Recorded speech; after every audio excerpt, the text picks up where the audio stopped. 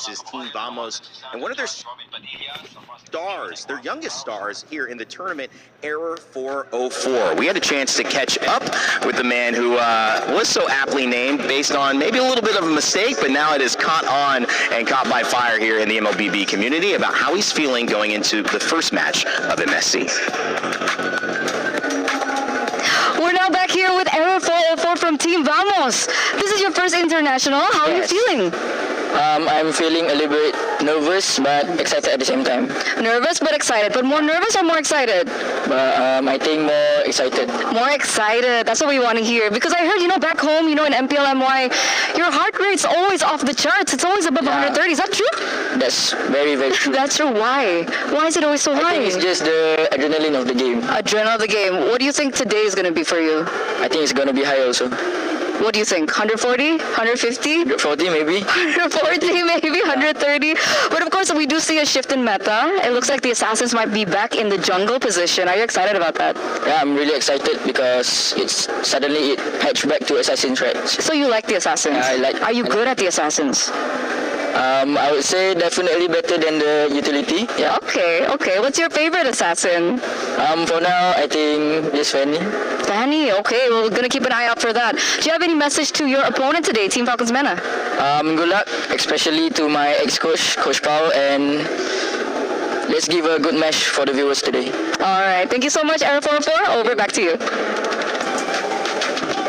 Well, loves the Assassin jungle instead of the utility. That's exactly what this meta seems to be offering up, guys. LaFell, your thoughts on hearing Error 404? I mean, first of all, good shout out that Coach Pao that used to coach for Vamos is now in Falcons Mena, so he should know quite a lot about the kids. And I gotta say, something about Error 404, we know a lot of energy, right? Marco, you would understand this kind of energy where you're all in a hotel room and you know where each other rooms are. He will go to your room and just keep on ringing it, and then when you open, he'll come in, he'll run around, jump on the bed a bit, and then get out.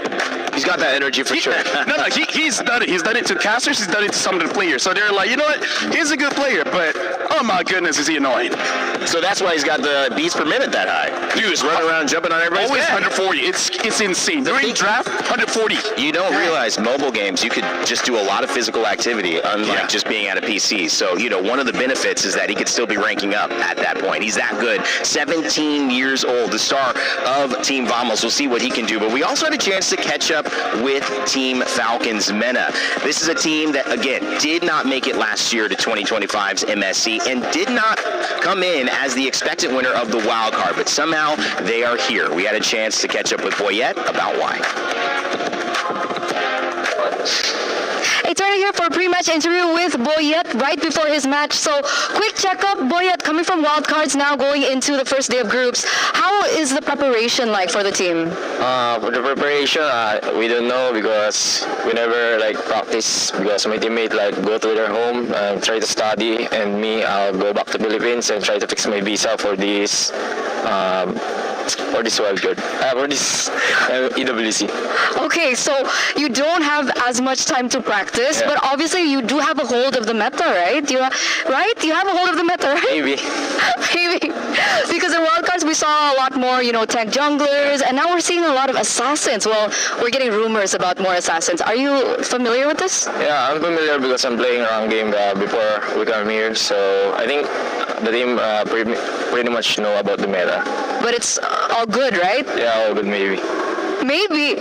Boyette, you gotta give us something here. Because we never practiced, we just met when we arrived here, and this is the first time we play. I wish you all the best. Yeah, thank you. Good luck for this first match, okay? I'm gonna give you a handshake here. Good luck. Yeah. Do you have anything to say to anyone before your match? To anyone, mostly our supporter, keep supporting us, and we'll try our best this MSC. And to our enemy, Vamos, good luck, have fun, and let's give them let's give our fans a good match. And good match we will see. Thank you so much. Over, back to you.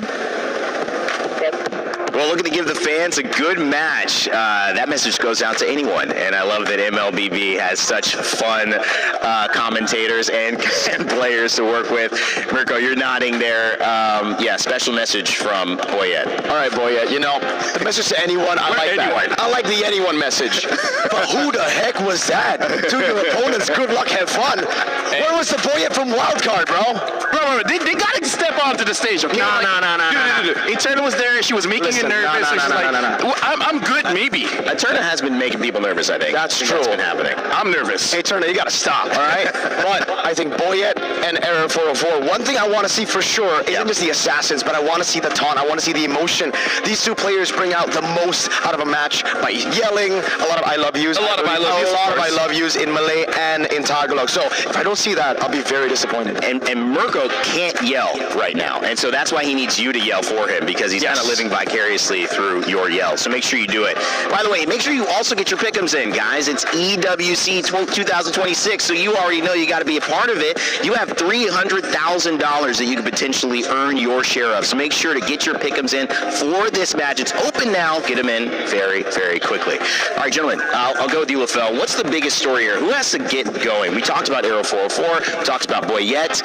Who needs to be the star of this game for their team to have success? Let's start with Team Vamos. Is it all Arrow 404, or who else needs to support him? I mean, like, here's the thing. Yeah, it's a good thing I'm doing Vamos because they're my boys for this I know, one. yeah. So Vamos, the story coming in is there's always a lot of doubts because right now everyone has the same idea that Malaysia should only have one representative, and that's SRG, because they are far ahead against anyone from Malaysia. So Vamos coming in, Arrow 404 is the new generation. He's supposed to be the new face, the young guy coming in, but then the rest of his team, a lot of veterans supposedly there to support him. So I want them to be able to prove all the doubts wrong and actually show up and make it to the knockout stage.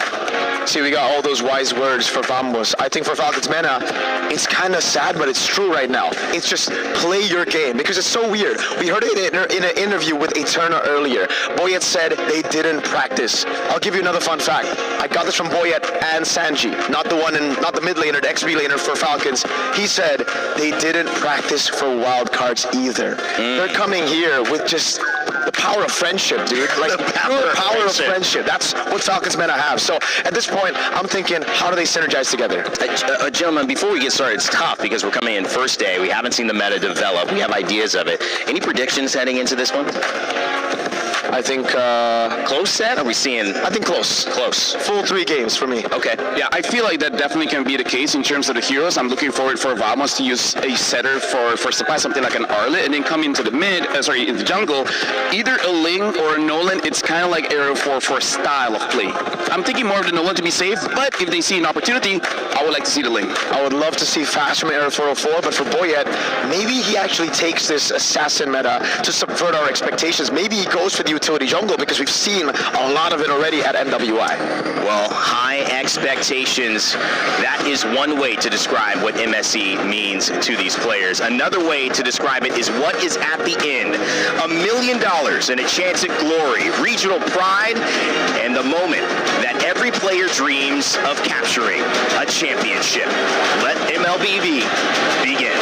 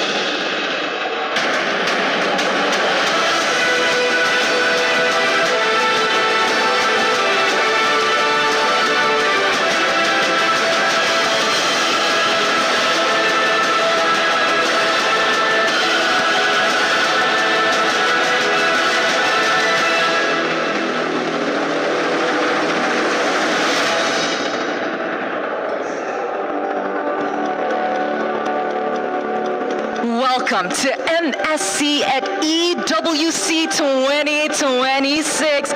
It is amazing to be back. And ladies and gentlemen, for another year, Rose and Milosh are your hosts for this year of MSC. What incredible time we had. There you go. That's all the fans out there.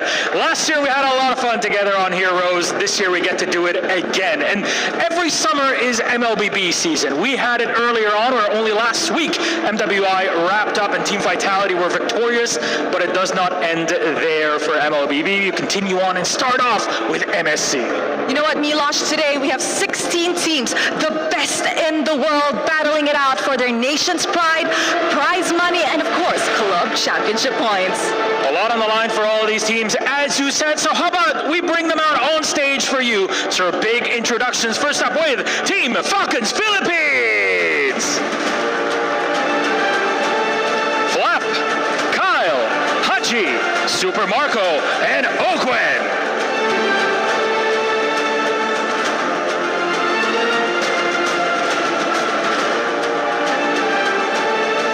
And up next we have Guangzhou Gaming.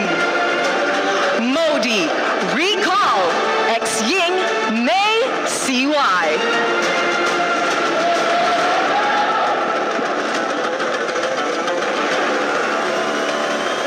Hometown Heroes Team Vitality. Shogun, Nile, Moreno, Eamon, and Finn.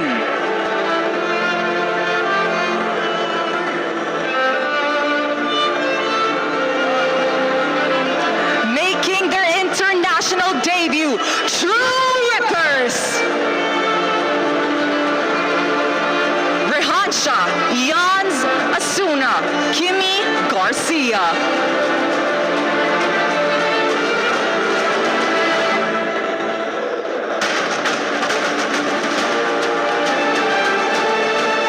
Please welcome Team Spirit.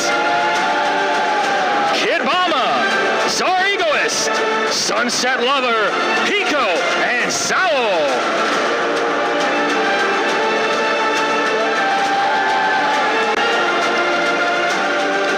It is time for Ignite Gaming. Diablo, Kelvin, Roy, JCS.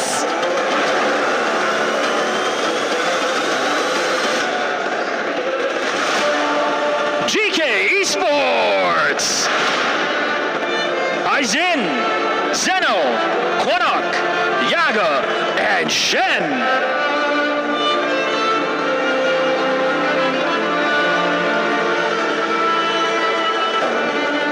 Please welcome Pro Esports.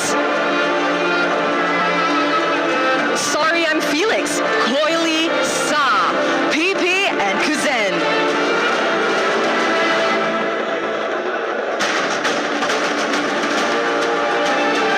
Joining us on stage, it's Aurora Gaming. Lunar, Tenzi, Rosa, Sigibon, and Pagu.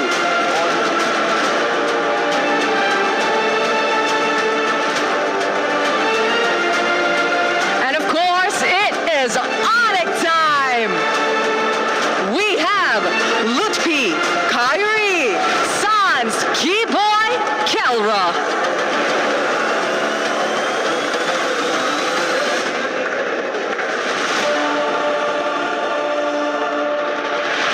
It's in the name, it's Entity 7!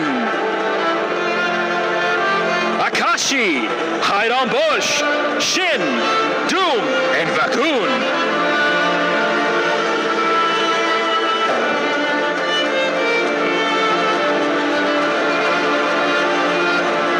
And please welcome Yangon Galacticus. Ying, Han, Kaiser, Blink, Sanji.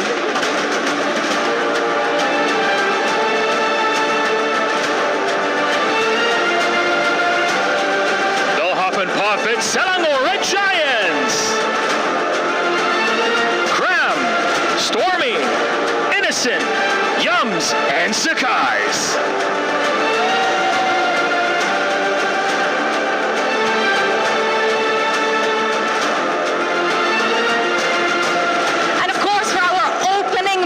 match of the day, we have Team Vamos! Sapat, error 404, Klakun, Ziki, Natko.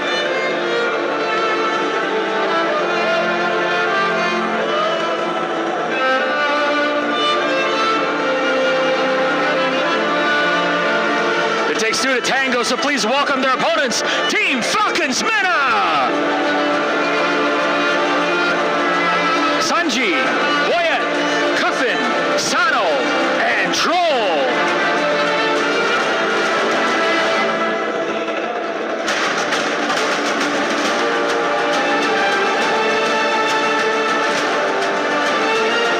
And you know what? We mentioned 16 teams, but now only 15 are on stage, and we don't even have a trophy yet. I think that's coming in a special way, so please join me in welcoming our MSC 26 trophy held by our MSC 2025 at EWC Champions, Team Liquid!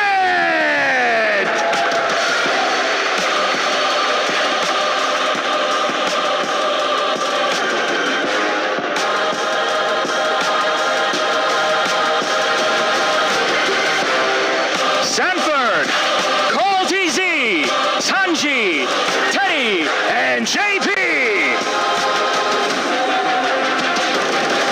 In pursuit to defend their title, Team Liquid is in the arena.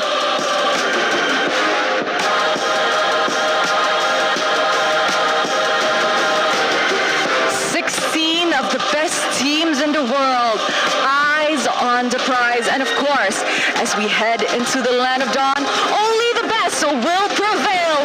It's time to rise above.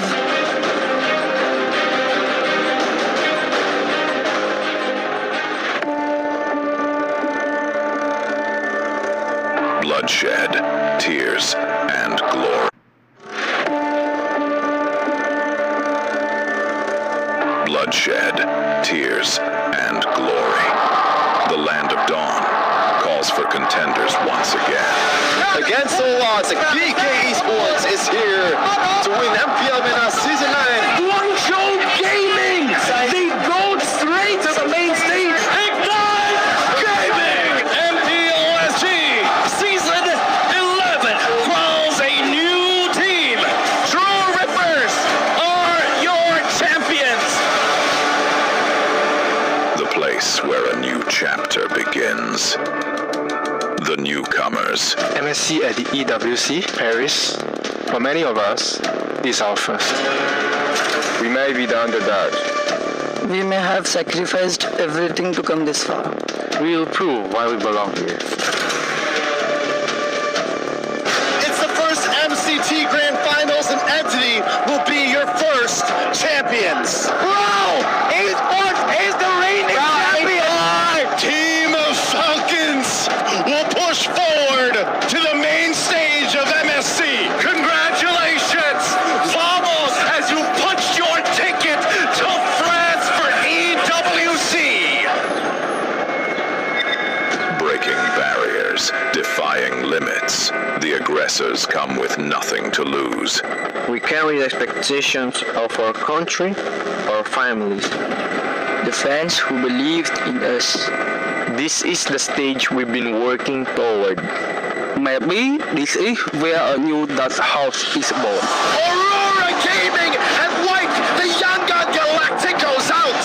Megatron have not merely joined the Kings, they have become the Kings. And the Dragons of the North defend their Empire spirit.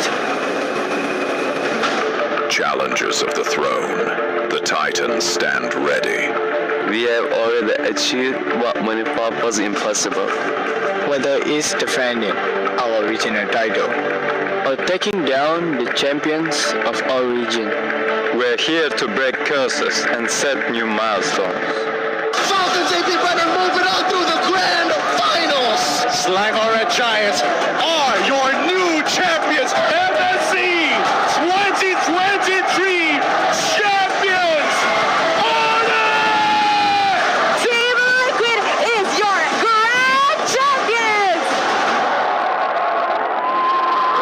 The names that shaped history, the kings and legends. begins. It's been a while since we stepped foot onto the world stage. It's been a while since we brought home an international title. Our fights continues because our story isn't finished. Our legacy awaits. The journey to rise above begins. And Team Liquid bringing in the trophy, letting everyone know that they have been put on notice. They are going for the defense of MSC. What a journey that was, seeing you guys were hyped on that. Yeah. Before we even jump into this game, the draft starting soon, just, Mirko, what does this mean for these teams coming here to play for MSC? This means everything, man. This means everything for all the players, not just playing for EWC, going to Paris or for MLBB. You know, I don't think any of these players, I think I speak for a lot of the talents as well, no one expected this game to bring us all the way to Europe, to Paris. To compete here, it's an honor for them, and to represent their regions, their organizations, it means everything in the world and more. Gentlemen, you know what I saw there? It's a lot of motive. But before that, this is my champion's pick. Yeah, and it's two champions, one game. My champion's pick. The event is now live from now until July 27th. So make sure to get involved. Lafel, you were saying. Like I said, man, watching that video, it was so high because the thing that I got out of that is the motives, man. Like everyone here, there's more than one reason why they are here. They got the spirit. They got the energy. They're fighting for their family, their friends, the pride of their country, and also just to take down the final boss. And Carl, like, that was such a hero shot by saying, try. I'm here. I'm waiting. If you guys can't stop me, I'm going to win it over and over again. If we were to tell a story before it happened, we were going to give a little bit of a prelude and an idea of what could be the story for Team Vamos or Falcons Meta before they jump into the draft. Mirko, what would it be? Would it be rising against the unthinkable odds to secure what no one expected them to have? In your words, how would you put what begins right now? Absolutely. I think especially after that opening, you saw the peak of MLBB. Now we go all the way down to surface level. This is where Vamos and Falcons Meta started. Heck, Falcons Meta had to start below sea level. Jeez. I mean, like, here's the thing. Everyone has proven that they're good enough to come here at EWC. But once you're here, good enough is not it. Nope. Even being your best is not enough. Even being perfect sometimes is not enough. You have to somehow break your opponents in the process.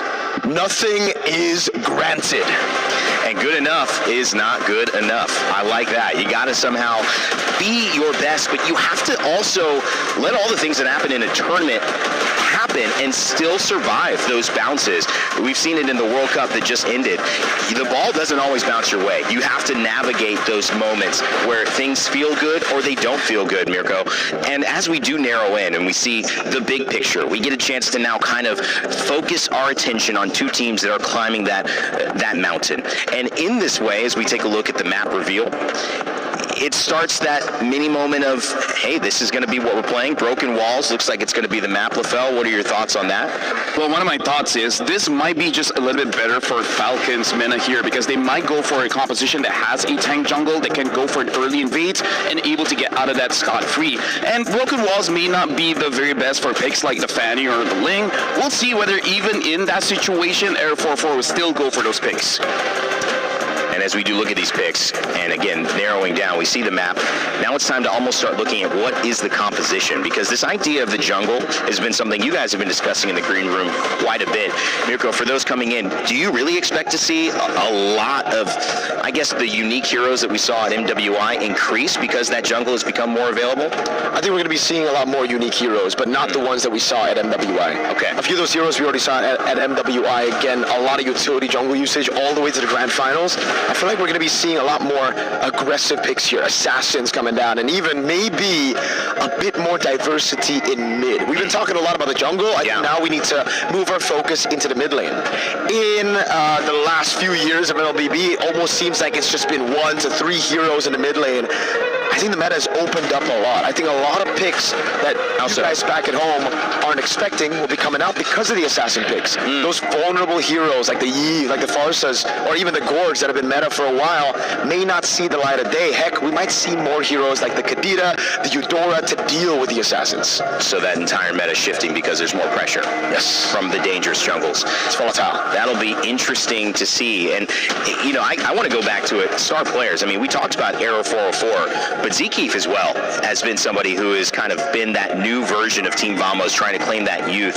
LaFell, how do you feel about just this team, Zekeef, Arrow 404, their synergy coming into this? Their synergy is amazing because the thing about Zekeef is he's almost redefining how you should be playing the roam, which might be quite interesting in this current meta here because he can play a front line. He can be the toughest guy just to get all the ults out and then let it be safe for his team to go in. But also, sometimes there's a situation where he has to be the carry, where he use some damage dealers, where sure, eventually he will toughen up, he will be that front line, but in the early game, he makes life hell for the opposing jungler. So I want to see if they want to go for that kind of strat here, and Zekeef is one of the new prospects coming out of Malaysia to be a top roamer here in the international stage.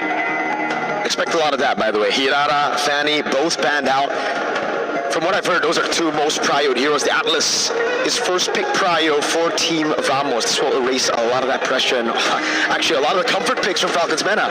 They've been playing utility jungle with an Atlas here. It's going to be very, very tough to pull it off. So they might have to already move in a different direction. Boyet and Sanji trying to do their best with the two-pick response. But that's what you hope a first pick does, right? Mirko just kind of sets the team picking second on the defensive end, so they don't get to set the tempo of this draft. Yeah, especially because I feel like for now, in terms of the roam, there's not a lot of counters for it. It's a very safe early pick.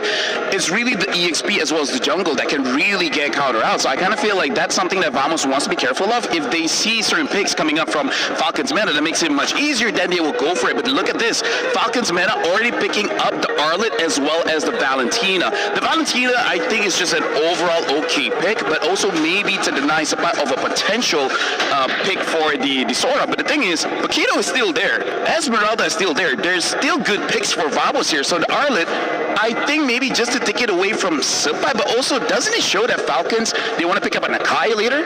Could be. The Whatever gets picked up, though, for Team Vamos. So they need a little bit more damage in gold or mid. There you go! I called it. I was going to say, against the Valentina, this is an amazing pick, and I've been hearing a lot in scrims. This hero isn't just in the meta. Yeah. It is prio. It is a first phase pick. Falcons meta lean back to their comfort, and I'm so happy we get to see the Eudora straight up because I've been talking about it behind the scenes. And I gotta say, even as a tank, it's surprising by how much poke damage that she does, not even by using her ult. So this is going to be very interesting. Right now we're looking at the opening picks coming in from both teams. Rather similar, except for Rome as well as EXP. We see here for Vamos and Falcons Mena, they have their junglers as well as their mids. For Vamos, they have a roamer, and for Falcons Mena, they have their EXP. For now, Falcons Mena, it does look like they're going for a more team fight composition. A lot of crowd control and a lot of AoE. Coming in from Vamos here, there's a lot of, I would say, crowd control coming in from the Atlas as well as the Guinevere. And now Falcons Mena, they understand how important the EXP is, so they're taking out the Yuzong. And for Vamos, they want to make sure that the side lanes is not going to go crazy, so they're going to be banning out the Moskov. I wonder if they will ban out the Claude as well, considering I feel like they might have an okay draft for a Claude. LaFell, you know this team very well. They're from Malaysia, and what would you like to see from them to complete this draft? What's somebody you'd like to see picked up here to complete this lineup? I want to see something fast that can invade the jungle coming in from the EXP, something like a Paquito or Esmeralda, because the thing about how both Arrow 404, the jungler, as well as Zekeef, the roamer, how they like to play is a lot of forward momentum. They like to be in the face of their opponents because they know they have the strength, they have the firepower for it. But for that to happen, if their EXP wins the lane, they're going to try to end the game as fast as possible, by 14 minutes, 12 minutes. Like, that's how they speed up the tempo. And I feel like, especially for Vamos, having a person like NatGoat in the gold lane makes it a lot easier for them to move around the map. Like, they don't need to go just for neutral objective fights here, because, again, Falcons Meta, they kind of have a combo to control neutral objectives. So who's to say it's all about neutral objectives at this point? You have a winning matchup in mid with the Eudora against the Valentina. You have a very, very mobility-centric composition with the Guinevere And the Atlas, I think they might go strong side gold here. They ban out the Moskov. The Claude could be an answer. They go for the Cho to deal with the Atlas. I wouldn't be too surprised if we see a Bruno here for Vamos. Yeah, honestly, like Natko, as long as he gets a pick that can survive a lot of engage, which, by the way, I kind of feel like, sure, these are 4 scary heroes for Falcons meta, but I feel like there's quite a few gold laners that can survive that kind of onslaught. So now all we're looking for Vamos here is the gold lane as well as the EXP. The Esmeralda is still up, but they do need a little bit more damage, so I wonder if they want to go for something else. Yeah. In terms of Natko, there's a lot of picks in the gold. There's still the Hire, the Claude, and like you said, the Bruno. I feel like none of those are bad choices here. Well, typically, you know, we've talked about kind of coming into this, the difference between the aggression versus the calculated approach of these gold laners. Natko being, as Mirko had said, just very, very aggressive, wanting to push tempo, but Sano wanting to take his time, get to that late game. They're getting their last couple of picks here. How do you feel this has set that storyline up between two different styles in the gold lane? I feel like having weak side Claude here for Natko is going to be amazing, especially because it really does feel like they're going to be playing a lot of 4-1, maybe a 1-3-1, but I'm really feeling like a 4-1 formation here for Vamos, letting Natko absorb maybe 2 sides or 2 minions in the gold as well as the mid, and now a Bruno for Team Falcons meta. I gotta say, for Vamos, I'm liking the idea here, and Falcons meta, it looks like a very easy to execute draft. Yep. For Vamos, I think it's also pretty easy, right? It comes down to who executes better right now. If Vamos can play the strong side of the map, play around those neutral objectives, win out the skirmishes early on, and it's going to be great. But Falcons meta, I feel like they have more ways right now to play around their gold lane if that neutral objective loses out. If you think somebody won a draft, is it leaning towards Falcons for you? I'm leaning more towards Vamos. Towards Vamos. You too, LaFell. It's obviously a great showcase of 2 teams coming in with different strategies. Natko and Sano in the gold lane trying to go toe-to-toe in terms of their dynamic. Will aggression win over calculated patience? And will Error 404 find a way to be the young star that he is? It's our first game of MLBB MSC at EWC 2026. I know 2 guys who are ready to call the action. It's Naisu and Gideon HQ. It took us weeks, if not months, for everyone to make their way here to the Mid-Season Cup in Paris. And we're going to find out the next champion for MSC here at EWC 2026. It's going to be Naisu Gideon to bring you the action to start off our group stage. Gideon, we have to talk about the Eudora. Oh yeah, this is interesting. This is really interesting to see because most of the time, most people wouldn't even consider Eudora to be part of this particular meta, and Qualquin has already missed a couple of minions, which is already pretty bad look for the start. But the laning phase is by far the hardest part for the Eudora. The Eudora, it went through an interesting change, man. I mean, when it was its older self, you know, she kind of had a one kind of trick, like, here's my ultimate, here's a bunch of damage. But now I know LaFell mentioned it, you know, you can actually do quite a bit of damage just with her first skill even. Yes, that Fork Lightning is now interesting. Now that they've kind of revamped the way that her passive works, especially with the Superconductor. Now, if you look over Troll, right, he's got that little indicator, and that's because that's the Superconductor stack. If he's able to hit with another ability, you can empower it to do some things. Now, Fork Lightning is particularly interesting because now you can start getting some movement speed on top of extra DPS. So you start kiting around these people if you can apply it more effectively. Yeah, one thing too is we got a chance to go ahead and call the games during the wild card. You know, we got to see Falcons meta make their way through that gauntlet that it was. Again, even those best of ones were pretty brutal. We know that they developed over those weeks, you know, or that week, those days that they had to play. We heard that they didn't even have much practice, you know, but they managed for the first time to get to the points in the group stage here for MSC after all that they've been through. And again, this is a team that we talked about that has this kind of innate synergy between each other, right? They've played together so much on the international stages. Is it going to happen? Error 404 is waiting for 30 full seconds until level 4 has been hit. Straight away with a combination, but it's going to get disengaged instantly. Landshaker will buy a little bit of time, allowing Error 404 to get on out of there. But the final slash will put somebody in a compromised position with no flicker, first blood, achieve fatal links as well to combo in, and the power of friendship nets them 4 4 kills in the first 2 minutes of the game. Hey man, forget the turtle. Let's just go get some bodies, and they'll do just that. First turtle's going to be theirs as well for Falcons Mena.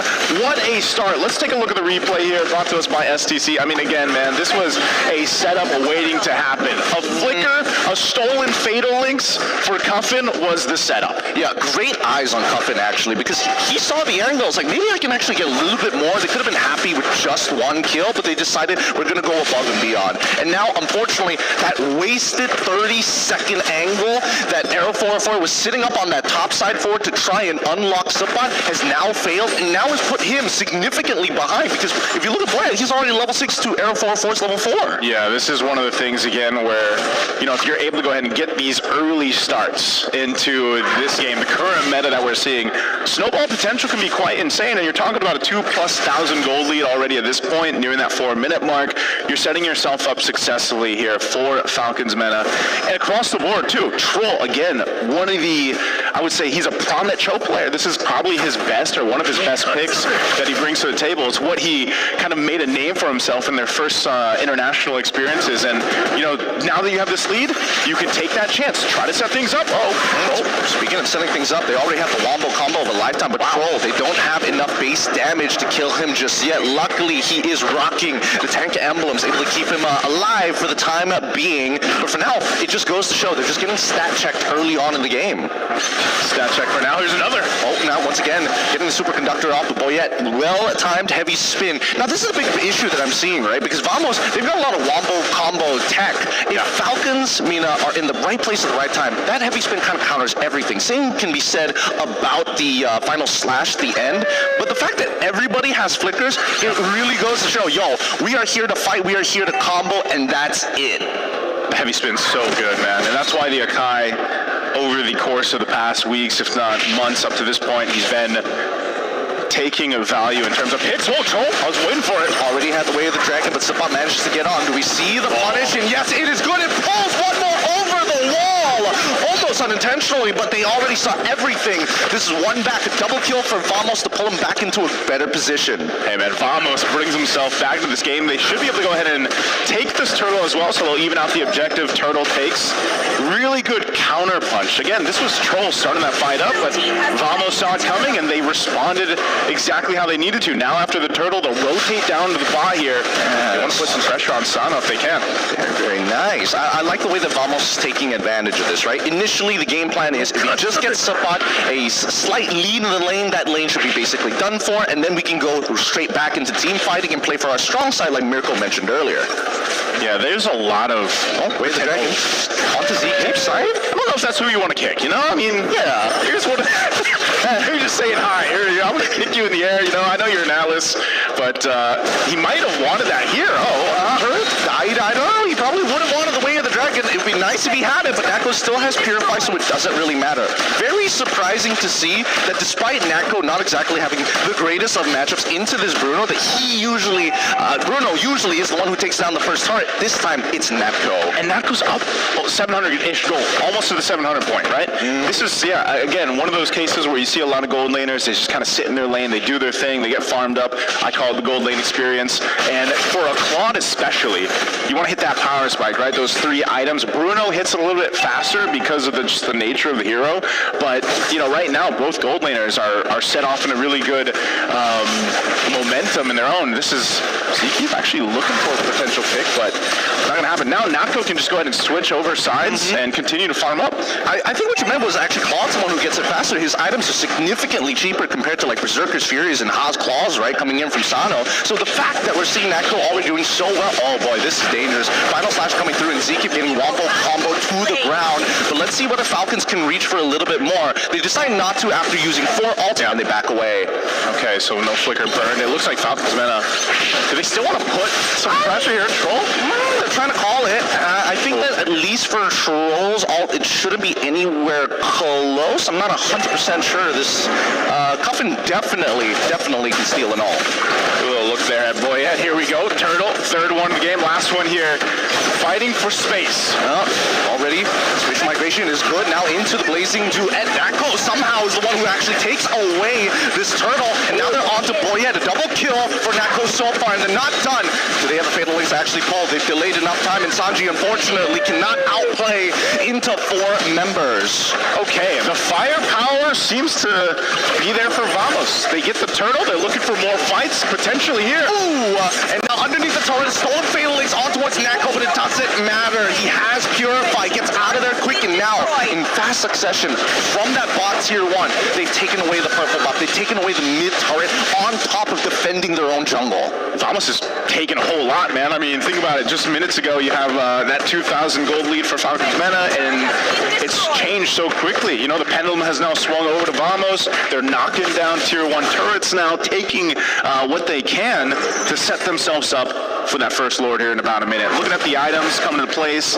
Again, look at the lead between the gold lane. Yeah, it's actually kind of ridiculous. I'm not 100% sure. I think maybe 1 recall is what I spotted out in the laning phase, but then after that, not 100% sure how badly it went for him. But it's great for Nako. Like, this is the gold lane experience that every gold laner prays for. Let's look at the gold distribution for a deeper look. Oh, wait, hold on. Immediately, we find a pick on the support side. The Fatal Links eye catches onto 3. Heavy spin from Boyet. It's good. They're thinking about it. The combos are just too much. Sanji able to find it into 1 more. They need to get the last 2, but Conklin and Echo have lost their front line. Beautiful train. What happened to Vamos' positioning on the map, man? I mean, again, we were just kind of talking about how they have this lead. Let's take a look at the replay here.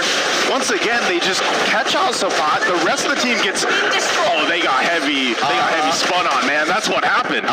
Big heavy spin, no way to kind of buffer the spatial migration, and worse yet, it was literally at the edge of the mid lane wall. So a little unlucky. I think Vamos, no sweat to break, but it kind of evens out the gold. Yeah, that essentially brought it to an even game for this first Lord now, as both teams fought for position. If you want to look at the upper hand for Vamos, they've got a couple extra turrets down, right? So they got a little bit more space to work with on the map. But Lord, and the fact that you also have Nakai in the hands of Boyet, and you have this kind of tanky front line to deal with this, you could potentially set things up off of your own initiation, depending on what Cuffin decides to do with the Fatal Links. He's got his own, so they're going to take their time with this. Look at this. Even Cuffin, Troll is looking for a flank angle. He's sitting around the purple buff, and the rest of the Falcons are actually dancing around this Lord. They don't actually want to take it. They just want to open it up. Fatal Links into 1 so far, right into the spatial migration. It's great, but that's already 2 fat ults already gone. And I'm not sure whether Air 4-4 is going to get it back up in time if Falcons do decide to rush this. Yeah, it looks like they want to. It's half health on this Lord. Troll still trying to zone out here. Oh, the way the dragon already good fatal. Oh, wait, Air 4-4 gets pushed out of it, but he's still with a spatial migration. Gets the Lord in time. Sano in the back line gets caught by Natco, and by then, this fight is already over. They chase the last remaining members, and even with a lightning truncheon, it might just not be good enough. Cuffin, no more ways to dash. Zeke kills him, and now the score is 9-8. Wow, what a fight from Vamos. Not only were the Lords secured by Arrow 404, but you gotta give it to Sabat, man. He zoned out the proper members from Team Falcons. Natco followed through after that. You're gonna look at the replay here. Keep an eye on this setup. Again, Lord is secured even amidst all of this, but then where Sabat goes, he even burns the flicker, zones out Sano. So much of your damage profile is gone there. Natco was sticking to him, and that's how he's capitalizing on the kills. Well, I'm most surprised of the fact that they were able to steal the Lord. Like, everything that could have gone right for Falcons was already in the mix of this piece of bread that they were trying to bake, but unfortunately overcooked. And now, Natco getting attacked by the epic spin. Luckily, the Winds of Nature team's still alive long enough where the Dragon's going to kick him down, but the rest of the team can't even finish it off. Sanji gets him at the very end. Now, Conklin finds the trade. Subbot gets them back, and with the damage dealers gone, this allows Vamos a free in on the attack. With stolen Fatal Links onto 3, but Conklin can only do so much before he dies. Subbot takes him out, and it's over. Sano takes out 1, and this might be it. Sano finally is skilled just enough with no ults and nothing left. That should be it for Vamos. Ooh, did it cost them though, Gideon? I mean, they lost that base turret. It's a good thing. Oh, are they going to chase down Air 404? They can punish this. Yup, into the final Requiem. Sano forgot the alt-timers. All right. It was going so well until it wasn't, man. I mean, Sano had the space to work with. Like you mentioned, he hit that power spike where he's actually being able to do some damage. Again, he was, 2,000-3,000 gold behind Natco, and, that's really what they had to lean on. So, yeah, he's still quite behind, but he's starting to at least do some damage. The problem is in that fight, Vamos lost Natko, but they have enough damage to actually pull through the fight, enough kind of durability to still duke it out, and that's also partly due to the lead that they have. Link's onto one so far. They haven't forced this. Sanji is able to get a really good final slash, but doesn't get that backline. Sanji has no way to reset. Tries to get out of the fight, but it's too late. Lapu's in the wakes, and now the heavy spin, unfortunately, can't do much about the scenario. What a catch here, and a lot of battle spells just gone. Yep, that was the mark. Troll found the mark. Purify wasn't available because it was used in the last team fight that they had trying to defend the base, so they knew right to go for Natko. They took him out. Essentially, what does that do? It buys more time for Falcons Mena to kind of get back into this game. They've whittled down the gold lead a little bit, but essentially it's if they can find a pickoff, sometimes it might even be popping that Purify, and that might be the case. If you can get these battle spells down, then your game plan for Team Falcons can be executed faster or better, and that's what Troll has been trying to do here. Now this Lord is up, second one of the game. Troll's going to zone out Bakun. They've already used spatial migration at this point. How are they going to close the distance? The backline needs to get zoned out. Sapa jumps in with the bravest fighter, but they're immediately focusing their energy onto Sanji. 50-50 here. Who's going to get it? Sapa focus forward onto Sano. Blazing Duet as well. Right onto Coffin. Stolen. Fatal Links pulls him away, but that Lord falls into the hands of Clarkwood as they clean up the rest of Falcons, who have to run back and defend the base. Oh man, again, Team Falcons, it looked like they didn't know exactly how to execute the team fight there. And, if Sano is just zoned out the whole time by Sapat, what are you going to be able to do there with your damage? But right now, base turn to the mid will go down. Oh, now trying to make this play. Hawkwood even flickering forward and trying to make the wombo combo. Cuffin goes down, and now nobody can clear the wave in time. Sanji, he has an opportunity. He's back up with Troll. They're looking to clear these minions as soon as possible. He's thinking about it, but he needs the help. Final Slash comes on through, but how long can you sustain before it all turns black? Vamos closes out the game 18 to 11. I'm not gonna lie now, Naisu. I see Vamos as these young guns, but this is the first time I've seen them so eager to win. Yeah, this was a game that they knew they wanted to cap out as soon as they saw the light at the end of the tunnel. For game one, anyway. It was very quick with how they shifted things in their favor. They adjusted their fighting prowess around the objectives, and that was the main thing. They also really excelled on punishing some positioning mistakes that were there for Team Falcons Meta. But again, game one, it's only day one here, group stage for wildcard, or for MSC. You have a lot of things that can be adjusted from this as we take a look at the replay here. Yeah, no, absolutely. I think there were a couple of missed moments from Vamos, right? Their over-eagerness did eventually cost them some pretty big timers. Like the Winds of Nature that was early purchased by Nako after the Trinity. For the early game, obviously they had some sort of a plan. Unfortunately, wasn't able to execute it perfectly, but they always managed to kind of push the agenda. And I think that's the really beautiful thing from both of these teams. Yeah, again, fighting around objectives was the main thing for both the compositions that were brought to the table, but I think a big part of this, you mentioned it, Claude, the power spike that he was able to hit faster than the Bruno, but also just the amount of lead that he had. And being able to follow someone like Sapat on that Lapu Lapu really gave you the space to just do so many things. And again, looking at these highlights, especially this team fight, Team Falcons Meta had the idea. They had to get rid of Natko. They had to pop the Purify. They had to get him out of the picture. But even then, I feel like they were just not able to go toe-to-toe in terms of team fighting, even if they got Natko out of the picture. Yeah, I mean, it's just a hard stat check, You can't keep up with somebody who's got more items than you. They're naturally going to beat you if they have more numbers. But I think that Falcons have some really good ideas, and Vamos is not invincible. This over-eagerness to try and, hey, we can win this fight. I'm going to start things up. You guys have to follow up. And unfortunately, they fail to forget that these are some of the best teams in the world. They're not going to miss that opportunity to sucker punch you when you're not looking.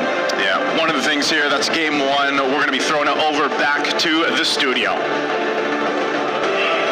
And Gideon, great commentary on that game one, and Vamos takes the win, and they were not Vamosable, as we were saying backstage or on the studio. Welcome back. My name's Raine. I'm joined by Mirko and LaFell to break down the action in game one. Mirko, Vamos had a lot to say in that game. Sometimes it went well. Sometimes you couldn't really understand what they were talking about, and they let some of that lead go, but they ended up closing it out. Yeah, as Gideon mentioned, man, it's just classic Vamos. Over-eagerness to make plays, over-eagerness to be aggressive in the early game, trying to utilize that composition.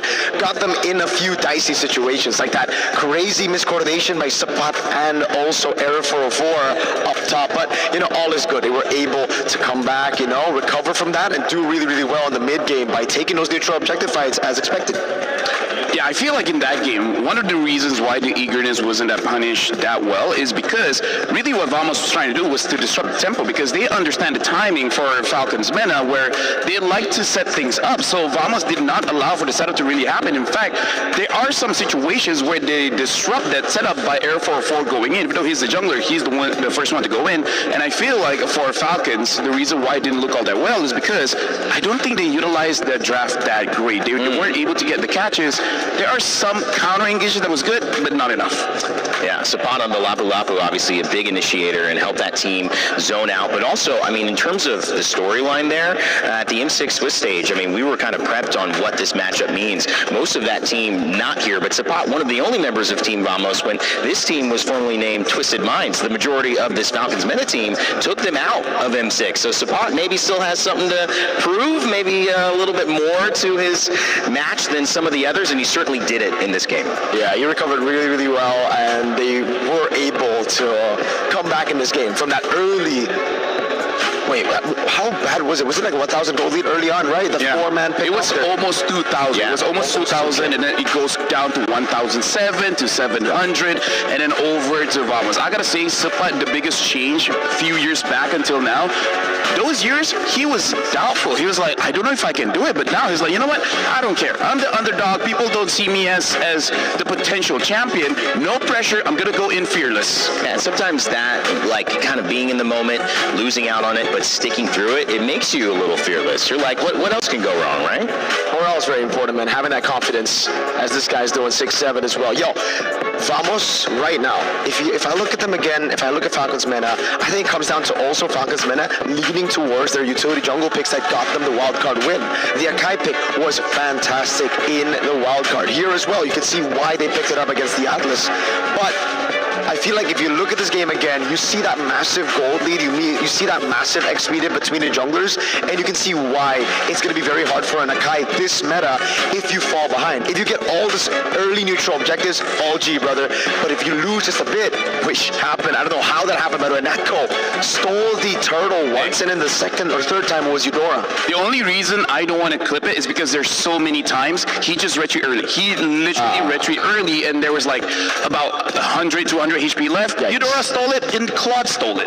Well, you actually looked at a couple of clips that caught your eye. We have some telestration you're going to do for us, Lefel. Break down what you saw in that game one. So I got two clips here. First of all, we got to look at the first mistake that really happened, where for Vamos, like I said, over eagerness. Right now, I want you guys to see here the positioning of Air 4-4 as well as Sapat. They're not on the same page. It looks like they're going for different targets here. Maybe the idea was Eric could solo kill the EXP lane here, and then Sapat, he just wants to zone away, making sure that the two members of Falcon does not arrive. But the problem is, as we play the clip here, we can definitely see the damage is not enough, as well as we see the Akai really pushing Sapat out of the way to the point there he had to use his flicker. And this is all while the turtle is going to be the next contest. This is not great coming in from Vamos, but it does look like they have a good idea that we just want to win the fights. We don't care about the neutral objectives at this point, and we can see it's heavily punished here, where looking at Falcon's lineup, you can see that they are a more team fight heavy composition with a lot more AoE and a lot more crowd control.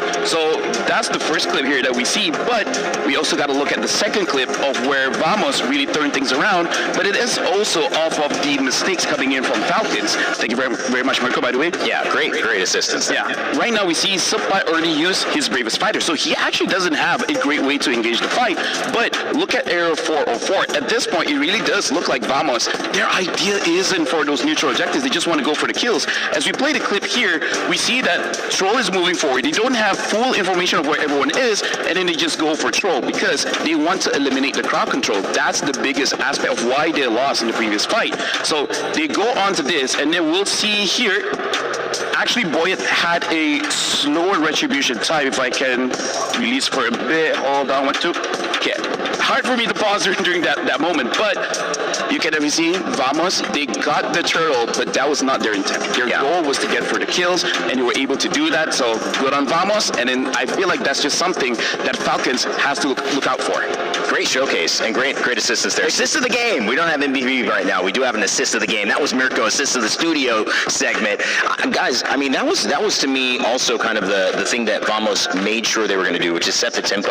Yep. And I like how they also went to their strengths, which is we may not have the best team fighting team, but we can get individual picks really well. And when we do that, we can win the team fight. Yeah, I think also, if we're talking about that team fight composition from Falcons MENA that Lefel pointed out, we have to take a look at Falcons MENA's eagerness to be the proactive team. It seems like for the entirety of that match, they were just leaning towards, all right, we're going to punish Vamos when they make a mistake. A few times it happened, but a lot of other times you could clearly see when they needed to push that turtle fight earlier, they didn't want to.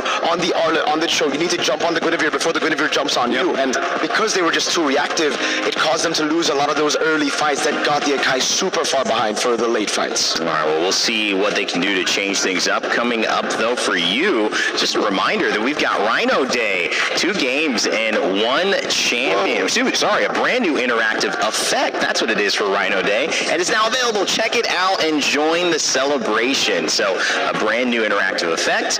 Rhino Day, baby. I love it. So, it's close to Rain Day right there. It's not. Yeah, you know what? I was like, am I doing something for MLBB? That's you. That's you. That's me. Rainy Day. Well, I'm definitely down. Go check out Rhino Day. That'll be fun. And I think, Mirko, too, when we start looking at Game 2, what can we look at Falcons MENA bringing into this next draft that helps them in these moments? Because clearly they didn't suffer from having a good composition, but they did suffer from being able to execute it. And how do they solve that problem? I think it comes down to, again, in the game they were too reactive. I feel like in the drafts they were also too reactive, right? Instead of going for their own prio picks, they were just reacting to it. They see the Atlas, they go for the Cho and the Akai. They see the Claw, they go for the Bruno. They're just trying to counter, getting these good matchups, but ultimately not having a composition that works together overall, or not even playing into the metagame that well, right? So I think the big mistake coming into Game 2 that they should fix would be try to be the proactive one. Steal these prio picks away from Vamos before they get their hands on them.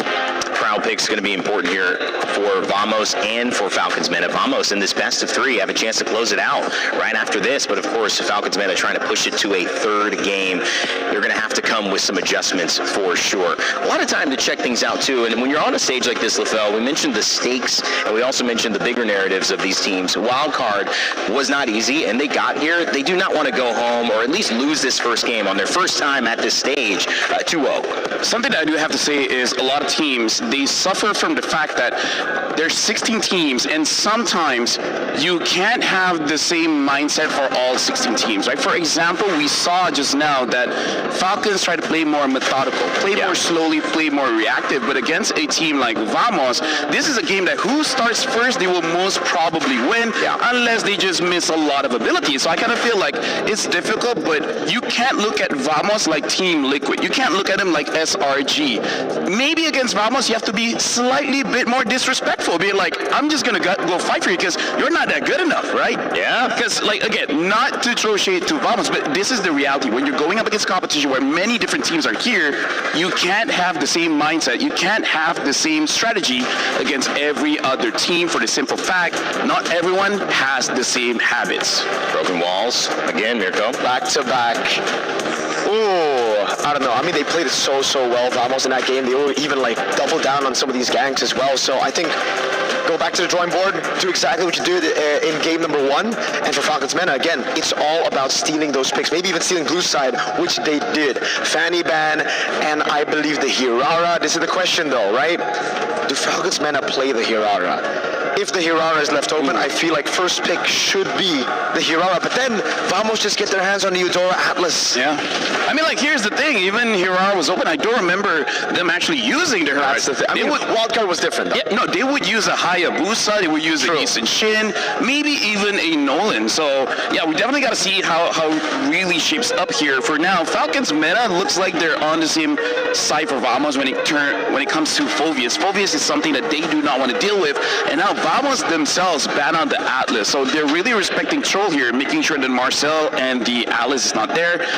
And I feel like that's setting up just in case if Era 404 does want to use a more assassin-based hero. But I gotta say, shout out to Era 404. He is basically an assassin main. But going into the competitive scene, he was very open to use utility junglers, use fires in the jungle, and I feel like that really stepped him up in terms of his career growth, because it makes it so much easier for Coach Valdo to draft for the team when you have such a willing player to do whatever it takes, whatever hero he needs to win the game. And at for Valdo, it's looking like more of the same, I would imagine, Mirko. Try to get Vamos in a similar position where they have control. You're noticing that ban right there. What are you seeing? Yeah. Hirara banned out. And that means they can use it. That's why. Yeah. They banned on first phase and on red side as well. It's a big question mark now. I mean, even if they get past Vamos, right, all the other teams will be looking to abuse that later on. So Falcons Mena, what's first pick? Is it the Guinevere take now that the Atlas is gone? I honestly don't know. Like, the thing that I was kind of surprised at was that in the early phases, we don't see any Eve at all, and I still feel like Eve is one of the stronger picks here. Sin actually could still be. Yeah, but the thing is now Hilda has been banned, right? Hilda, Atlas, as well as Marcel. I'm really looking at Vamos like they want a very fast game. And this is just already very, very tough. They banned out the Phobia, so at least they can pick up the Freya here and flex it to XP Gold. That's what I'm thinking right now. Vamos. They clearly did that intentionally. They also have an Esmeralda to play with if they want to deal with the Freya. There you go. Freya first pick for Falcons Mena. Now Vamos. Do they still go for the Eudora, though, is the question. I feel like even if the Eudora may be the third pick here, because I feel like whenever Freya is present, there's really no mid that's completely safe. You know, maybe a Zushin can protect yourself, maybe an Eve can protect yourself. Eudora, you're probably hoping for your roamer to back you up just a little bit so that you have enough damage to make the Freya a little bit scared. But I haven't seen a scared Freya in a long time. It's hard. I love that character. Actually, one of the few I've got some hours on in this game. And Pro Freya. Yeah, Pro Freya. Sub me in, guys. No, Team Falcons Meta going to handle this one themselves, but obviously a lot of presence there from very early. I love it. And the Eudora. See, I know it sounds strange to people watching, you know, but I've been saying, I've been talking about this Eudora pick, and I've heard, shout outs to my source, that this is first pick, like this is first phase prio. It's not just that one time on blue side. It's really good against assassins, so you also want to snatch it away from your opponents if you want to go assassins, and that's what we see here with Ling and Eudora. And I feel like that's also just a takeaway, just to make sure that this Ling is going to be able to survive. So this is very, I would say, interesting coming in from Vamos. Looking at the bands, you know that it's going to be assassin. You're just wondering which one.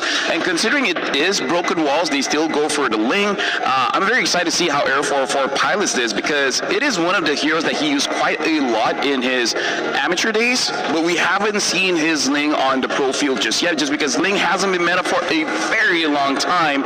And now the Cho, I can understand, but the Valentina quite early on, we'll see how this works out. This just seems like an easy Belleric pick for Vamos, right? Oh no, they just go for the, obviously, just the winning matchup. And just all the power picks for Vamos here. Because I'm thinking Falcons Mena could still pull off a Yi Sun Shin and then flex the Freya into gold. But maybe Vamos are thinking we can also flex the Esme to gold. We'll just match it wherever the Freya goes. So all right, fair. Zekeith, Nako. Obviously two important players for Vamos. They both had good games, a good game in game one. I feel like Sano's pace, how do you feel about this, Lefel? Was it enough for you? I mean, obviously going against Nako, it's a tough matchup, but different styles. But I think in general, Team Falcons Meta was a little slower in terms of those fights, despite starting off with 4 kills. What do you think they need to get Sano going? Yeah, honestly, I feel like maybe 2 more gangs they'll be able to deal with Nako. I mean, like, it's a good thing at the end of the game that Troll with the Cho was able to catch Nako a few times, so Nako wasn't that big of a factor in that one. I feel like it's just in general, Falcons Meta in the first game, they look, for lack of a better term, like scared to do anything. So I feel like hopefully in game number 2, they're like, okay guys, wake up, you know, game number 1, it's whatever, it's a warm-up game. Now we actually got to lock in. With this kind of draft, they have a Freya. Any draft the Freya, you're supposed to be a little bit more aggressive, so that's what I want to see. But I think Vamos already knows that, and they're already having a lineup that can fight early, honestly. Could also be the Harith pickup for Vamos later on, a signature pick for Natko. Moskov gets banned out again.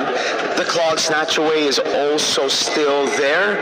I think for Falcons meta though, again, Belleric, I thought it was going to be red 3. They eventually ban it out. They know how much of a threat it is to their composition. All very short-ranged. So it just comes down to this. Do they want to go Yisun Shin on Boyet or no, right? Because if they don't, that means they're going to have to go back again, maybe on a Guinevere or some utility, another utility pick. They ban out the glue, so I think it's kind of like are they going for Fredrin? I honestly, I don't like it. I hope not. I hope not, because then if they pick up a Fredrin, their mid trio doesn't really have a lot of kill pressure, and now the Minotaur is there as well. This is going to be pretty interesting, because Minotaur is strong, but he's kind of strong when he has the Flask of the Oasis. Before that, he kind of feels like he's mostly just a support, which is funny to say because the Flask of the Oasis is, the heal is great, but the more important thing is actually that cooldown, right? Once you get a little bit of cooldown onto Minotaur, then it feels like a real hero where you're chain CCing with your team. So now Vamos, I feel like they have a pretty good pick.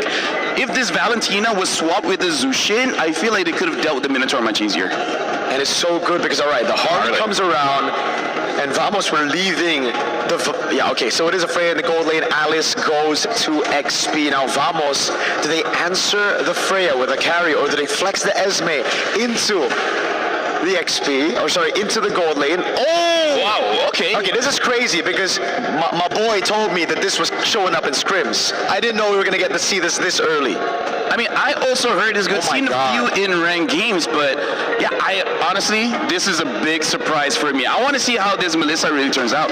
What's the expectation kind of with the shock happening? Why is Melissa showing up here and making a big impact? Firstly, that's my favorite hero. Secondly, they're all melee here, so they can't get past this ult of Melissa to go away. It's such a clean front to back with a little bit of spice to enter the back line. Yeah, the thing that I like about Vamos Drive is that they have multiple win conditions. If the link doesn't work out, you got the Melissa. If somehow the Melissa doesn't work out, you still got the link. So it's very interesting. Gonna be tough for Vamos to lose this one based on the drafts. The studio likes it. We'll see if our casters like it as well. As game 2 underway between Team Vamos and Team Falcons meta. Vamos, if they win, they take the win overall. Hey, we like it just as much, man. Me and Gideon also looked at each other at the Melissa last pick, but we're talking about Ling, Eudora, and Melissa in this game too from Vamos. Gideon, is this very Vamos of them? This is the first time that I'm seeing it, honestly. And if Vamos want to take this angle, I don't think it's actually that bad. I agree with what LaFoe's been saying. Look at the emblems. It also reflects the exact same thing. They want to make sure that this early game actually goes well. What I am curious is about Hawkman as well as Zcreep, they had a bit of a tough time at level 1 and level 2 in the previous game. And then by early mid-game is when you're expecting them to start, winning out on these fights and looking for these lane ganks. I want to see whether they can improve upon that. Ooh, nice little aggression here from Troll, but Air 4-4 is going to be fine. Again, the Ling has popped up a few times now through the course of, especially back in MWI, right? We saw the Ling come through. Oh, okay. And it's one of the things, again, where you can actually kind of hyper snowball on this hero, and it's sort of a risk in itself, but in this case I feel like it's supplemented really well with that Minotaur pick, even hell the Eudora pick, because like Lafel said, once you get that Flask of the Oasis locked in and you do get a little bit of cooldown reduction. Oh, the Deadly Magic, it's almost there. One more auto attack, but he can't actually get it. And now the Tempest of Blades comes down right onto Boyet. First blood instantaneously. Arrow 4-4 showing some mechanics. Traded flickers, but we're not going to punish that. That one, that's just ego. That's just by the way. Yeah. We both don't need this. Let's just hold on our flickers. Let's use them, right? But yeah, it's one of those things where, as you saw, the support from the whole team synergistically for Vamos is what's so important. They really have to work with their kits together to make this, where then again, you kind of just rely on Napko to do his thing in the lane, scale up on the Melissa. We don't see the Melissa often, but we've all been there. Once that Melissa scales up, gets the items that she needs, like, it is very annoying to deal with her. That go away ultimate, pushing people away, especially the melee heroes that we talked about. Let's see how this fight. The Deadly Magic's already out. Slipbot takes the damage, but Throne Ruin catches onto 2 in the backline. Hawkwood in trouble, can't run away. No Flicker dies to Sano as they start running down the individual members of Vamos one by one. Air 4-4 thinking about it. Off to get away just in time to deny the angle, and Sanji has to get away. Despite everything that happened, Vamos actually now have primary position over this turtle. Vamos should be able to get this. Boyet's trying to get his purple buff. I'm not sure if he's going to get in range here. So Turtle's secured for Vamos. They'll win the objective, but there is some fight here from Falcons. Yeah, it's really interesting to see. Again, especially, I'm curious about what Natko is going to go for his build, because he is doing phenomenal in this lane, like really surprisingly well. I would have imagined that when you were on that Freya, especially when you start thinking about the later stages of the game, the added range that Freya gets after using her ult actually is just a little bit bigger than the get away from me coming in from Natko. Well, unless they start spacing them out, but he's playing this lane perfectly. Yeah, he is. So support, Troll wanted to visit, gets spotted out. The rest of the team from Vamos down there protecting Natko. Again, one of their winning angles, and there's multiple of them that they can play into throughout this game. So we got to see Team Falcons men kind of come up with their own game plan. Where is that game plan, I think, is the main question here, Gideon. Well, I mean, the arsenal is ready, the flickers are up. I think it's about finding the picks, right? Because here, Natko can only trade back against Sano for a certain amount of time. At this point, Sano should be strong enough to win out these trades. His natural base HP is pretty high, so he is strong side. I think for Vamos, it's about trying to deny Troll. If they can put Troll, make him lose his like flicker, kill him early, get the way of the dragon out, it becomes a lot easier to deal with some of the other problems like Boyet or in particular Sanji and Sano. Part of that game plan for Team Falcons momentum also might be, again, for Cuffin. This Valentino was talked about quite a bit in the draft, now that's come through twice, and most likely from the other side, what ultimate's he going to take? Probably the Minoan Fury, right? Try to set things up. Not sure if there's much else that he can utilize there, but that's one of the things. If it's Troll trying to get a pick, and let's say he's, hold on, bottom? Yep, this is guaranteed kill here. Natko tries to get away, but Sano says, that's all right. I can still throw my abilities through your shield. It's not considered an auto attack. It's good enough.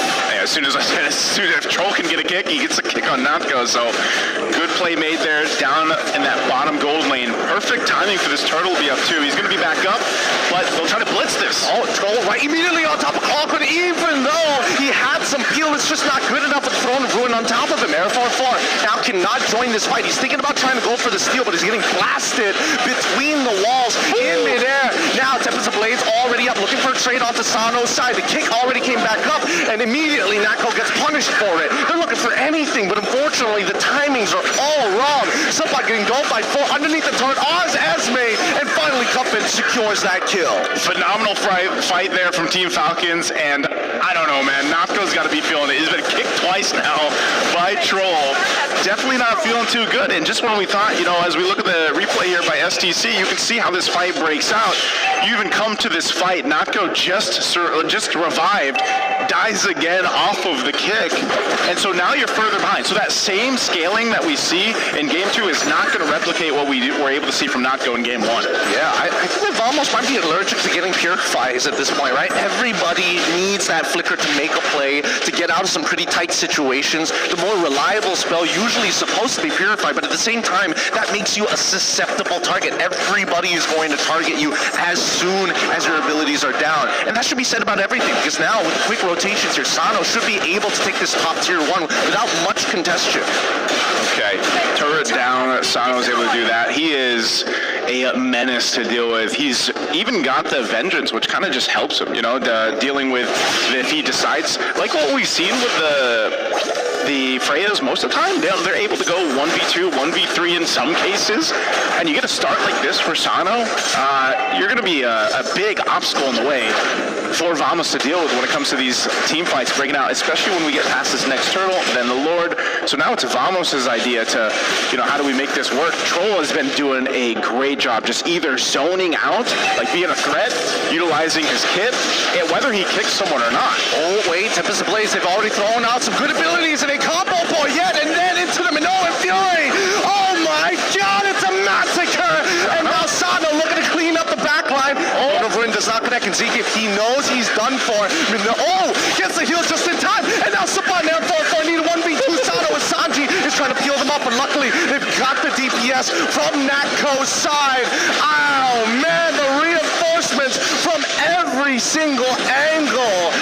They might not be a professional team, but afterwards they should be paratroopers. They are dropping in hot. Oh man, they have the clear signal to drop in. They went through. Unfortunate they could have capped out the kill. Last one on Sanji, but he is an Alice. That is a quick turnaround for Vamos. I mean, granted everything that happened there, they did have to expend a whole lot. We're talking about battle spells, the ultimates that they needed. They took him to the bouncy house, right? That's what the Minotaur does, man. He sends everyone into the air. You get thrown up there. That's a clear signal for Arrow 404 on the Ling to come in with that Tempest Blades and pick up some kills. So again, it's the nature of making these kits work synergistically as they now focus on Sanji here. Look at this. Look at this. Look at the way that they're zoning out. Like, what is Sanji supposed to do? If they play a traditional front-to-back, Vamos wins that every single time. So Falcons are trying to just snap their elbows, break their joints to kind of open up the formation. Yeah, a whole lot being broken here at this point. An attempt from Boyette. Oh no, the flank, it's good. Sano's trying, no Fury to try and buy a little bit of time as Nako repositions. Subot trying to peel the best of these camp, but they've already lost Crockhood, and now Arrow 404 needs to make the difference. Way the dragon already kicked, and the Terrifier as well, but luckily able to get the Blade of Tempest in time. Nako needs to be a threat. They take out Troll, and they should walk away from this, but they get Sano on the way out. Oh man, it was almost so good of a team fight there. Oh, whoa! Throw the Ruin into 2. Can he actually get enough to kill him off? 1 HP, and Sanji gets Natko. What happened with that fight, man? We went back and forth. I thought Vamos was going to go ahead and disengage after that. They end up going forward again, so Falcons Mena ends up capitalizing a couple kills. That's better for them than that would have been, but still, what a bloodbath it's been. Lord's coming up in 10. Both teams showcasing they just want to fight it out. This Throne of Ruin initiation able to go ahead and take out Natko. Delaying them a little bit more was crucial here for Falcons Mena. Man, that was definitely a never back down, never what moment. Both sides just refusing to let the kill score get anywhere past them. 1.4K, no big deal. But if they get one more kill than us, nah, we're going to throw everything and see whether it sticks. Wait, Troll actually spots him up. Can they actually intercept this? I don't think so. Yeah, I don't think they're going to be able to. I think they just have that vision on him again, trying to keep tabs on Arrow 4. Mind you, he has not died. Look at this. Oh, man. It's going to be Bruiser Harley, and finally some damage, and this is the third item with the Divine Glaive. Let's see how they play this out, because Arrow 404 is definitely going to be able to get that Lord first. Considering the positions of Falcons, like, they've got a widespread net, but they also understand the main damage dealers just don't have enough stats to finish the job. I just can't picture that Brute Force breastplate under that wizard robe, man. He's like, I can't be getting all these hits. How much you want to bet it's underneath the hat? Probably is, for some odd reason, right? So Lord secured, it's going to be marching its way with Vamos here in just a bit. But that's something that Falcons Mena can go ahead and defend against. They have to be able to go ahead and clear this out. Do they have decent clear? I think that's the big question. When you look at the heroes they have, how long can they clear out waves and defend? Maybe this one's fine, first Lord push, they will lose some tier 2 turrets, but ultimately, defending in the base, is this a composition to actually capitalize on that? Really, it is, and I think the only one who has decent wave clear in the later stages has to be Sano, but that's a big risk. He's melee, right? So if he goes up to touch that wave, Vamos is looking to capitalize on that. Wait, wow, how did Troll get there? Why is Troll sitting in the mid lane here? He's got a bit of a flank. He's trying to make it happen with Seal. He finds it. Nakto's head. Throw the roll out to fall straight into the center of Valkyries, and now the backline's getting attacked. Arrow 4-4 looking to try and get something underneath the Vamos banner. 10-10, and now it might be 11-10 here as Boyette finds Subot. Hey, Troll does it again, man. Troll goes off on an angle you wouldn't see. Oh my With goodness. the conceal as well. Finding Natko again. There is no go away from me if it's Troll's show. Dude, Troll, he is a sniper here. He is just finding crazy angles. And for now, I would say that these two teams, the power of friendship is strong in both. Yeah, right now too. Lord was basically dealt with. It did get the shield, you know, but ultimately Vamos on the First Lord wasn't really able to get too much off of it. Much better for Team Falcons Mena that they were able to go ahead and stop that push from happening. They do maintain the tier 2 mid turret for now, but off of that, again, leading into this next objective is where they want to go ahead and focus on it. Winter Crown is picked up. Sanji has been doing a phenomenal job with the Alice, man. He's been able to set up control again on the hunt. Oh man, they find an insta-kill, and Nako just disappears into dust. Kalkun is the only damage dealer next to the Blade of Tempest, which you haven't seen me use yet. Era 4-4, he was too busy clearing those waves, and it's forcing Falcons to make a choice. There's no wave to deal with right now, and they might lose an inhibitor on bot side for nothing. All for this purple buff. Okay, choke out what you can, continue to find Natko. Vamos has to do something about this. They can't just let Troll continue on coming off from that backside and just kicking Natko. When you lose your gold laner like that, your damage is really expended. Yes, you still have a Ling. Yeah, you still have the Eudora for that magical damage there. But man, losing the Melissa, especially if you're supposed to be popping out all of that damage in these team fights, it's a big problem to deal with. And Troll's been just everywhere. When you don't even expect him, he's just giving an information like this to the rest of the team. Yeah, they got to bring those phones closer to their eyes, unfortunately. It's really tough to see the conceal, especially when you're so close to a wall. It just looks like just a moving shadow. Era 4-4 losing 50% of his HP. Not great. He needs to heal back up by auto-attacking. They want to blitz. Oh, here comes Throne Ruin. They want Blade Tempest already comes up. They called it with a flicker. Era 4-4 does fine. At least the Lord, but Nako, he's able to start kiting them out. This was the problem, and no one Fury catches onto one, but the backline Asano needs to get at least one, but it's too late. Falcon, really good peel.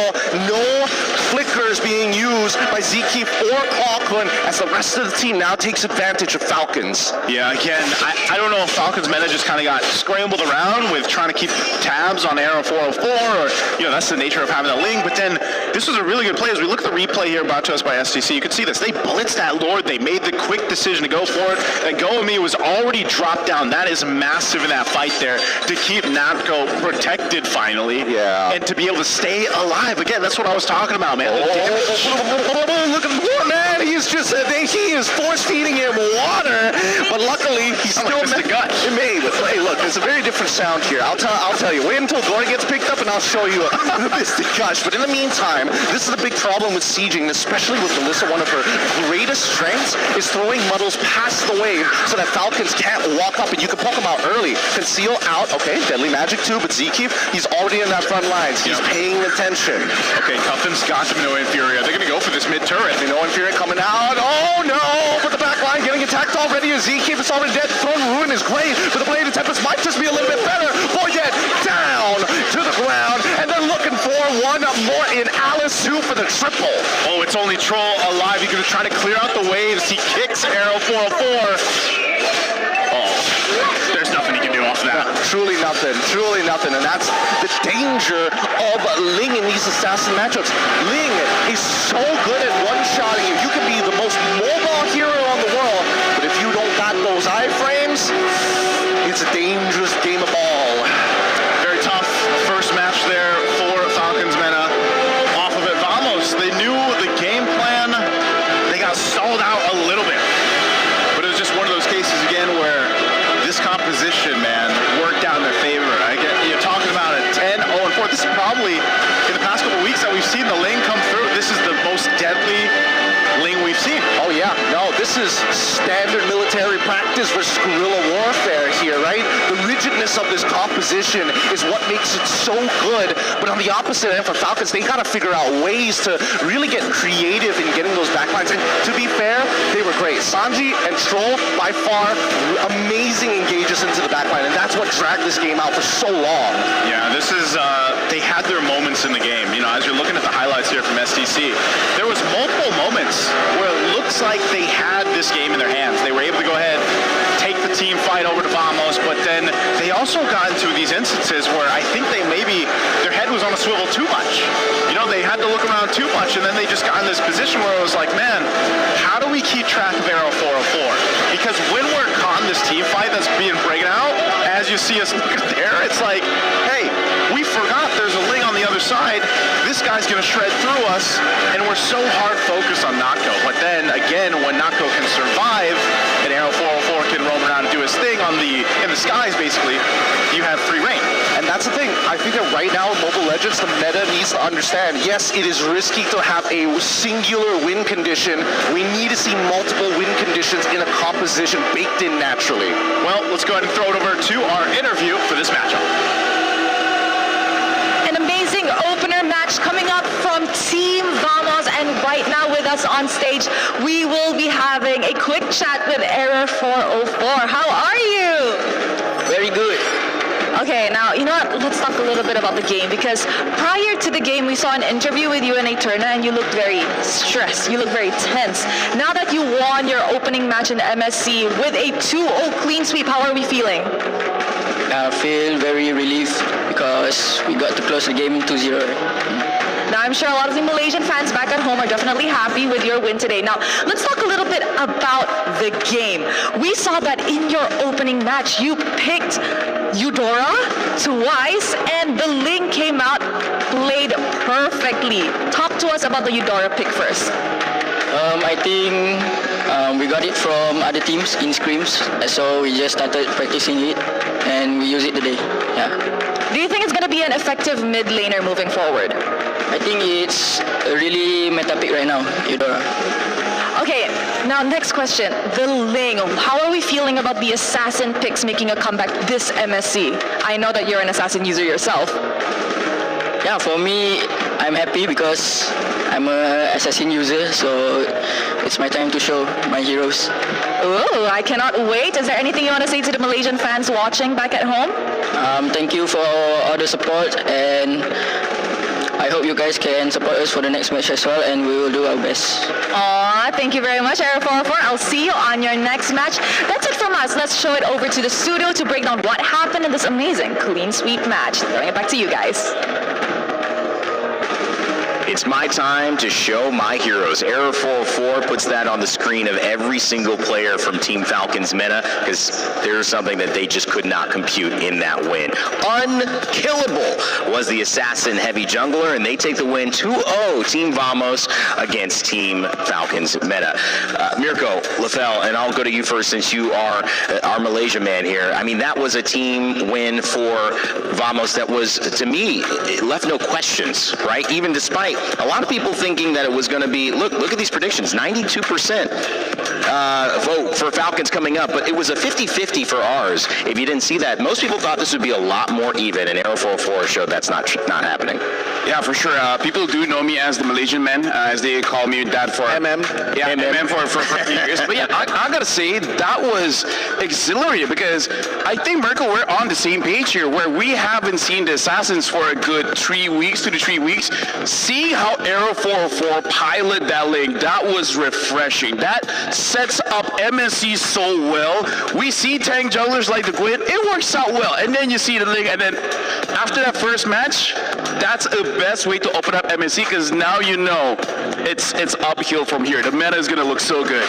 And you got to remember, it was a Fanny and a Hirara banned out. So already 2 Assassins banned out. Then we see the link contested as well. We don't get to see the items here. I actually came into it. All right, so we got in game. I saw the Melissa pick, and I was like, all right, Melissa. Then I went in, I saw the battle spell, and I was already disappointed because, hey, usually on Melissa, you go Inspire. I would know. I'm a one-trick. Not really, but I play the hero a lot. But then we look at the game again, and we see the build path, and it's different. It's no longer just the 3-item power spike of attack speed. Here it is. Here it is. He goes for... So it is. Wait, he still goes attack speed, but I've heard that in scrims, the reason they don't go for Flicker and Purify is because they go Corrosion into crit. So I don't know if in this case, he saw a lot of tanky guys, so he wanted a bit more shred, or what's the case, but again, if you go crit, if you go Flicker Purify, then we'll see. I guess we'll see, because I still think it was interesting to see Flicker instead of Purify anyways against a Char. I mean, maybe also because, again, it's their first match. It's one of those things that they just forget to change, because, maybe. There are some human errors, but I feel like after that game, maybe Coach Valdo is talking and is like, that was fine, but against other teams we might get punished. So let's remind ourselves to change the spell when we get into the game. And I feel like now the interview with Boyet, it strikes us a bit different. Now it's like, yo, you didn't have enough practice, so if you didn't scrim too much, you don't know what the meta picks are. Right? And the Eudora, the Melissa, it definitely messed with them. And when you know you're getting kind of beat in the macro and kind of the decisions before the game, you're kind of like, wow, wait, are we ready for this? And now it does kind of make it seem like they knew they were going to have to go back to the drawing board, study up a little bit, and get ready for the next match. Good thing is we still have more games for Team Falcons Mena. They're not out yet, but it's a great start for Team Vamos as they take the 2-0. Team Falcons PH and Guangzhou Gaming. Well, you thought it was 92% to 8% that Guangzhou Gaming would take the win over Team Falcons. And of course, Falcons in that 92 percentile. We'll see if that is going to happen as we come up with that as our next match. Of course, Vitality Rippers and Team Spirit Ignite closing out our day as well.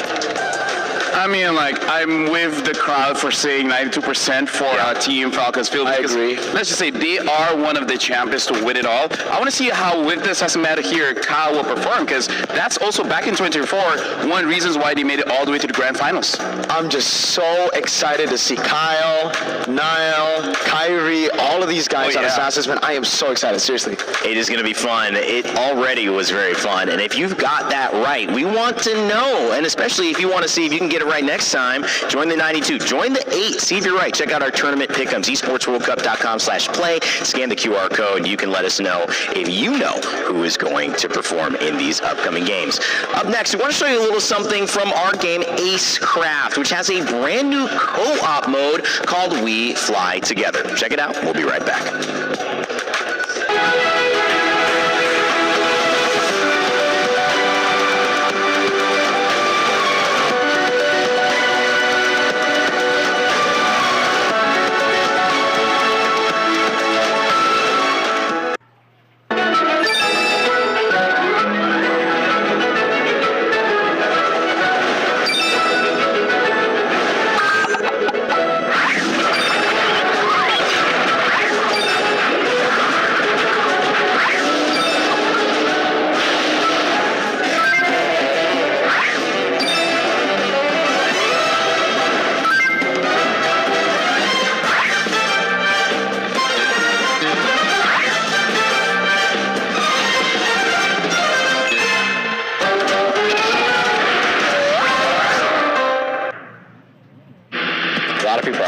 By their past. I'm inspired by it. They're not just playing for themselves, they're really playing for their entire family. They have defeated their demons! They have crushed the curse! He thinks he can come in here and play my game! He knows nothing! Let's go! Tyler, one, you're done.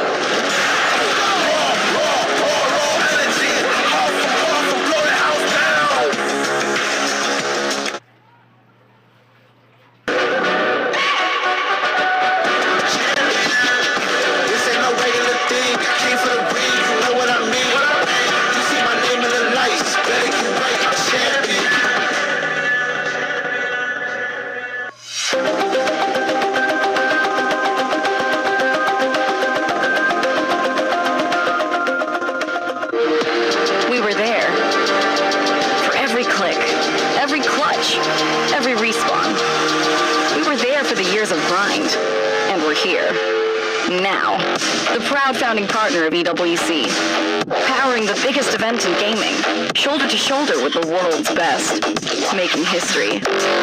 Greatness deserves a stage. Lenovo Legion, reach your impossible.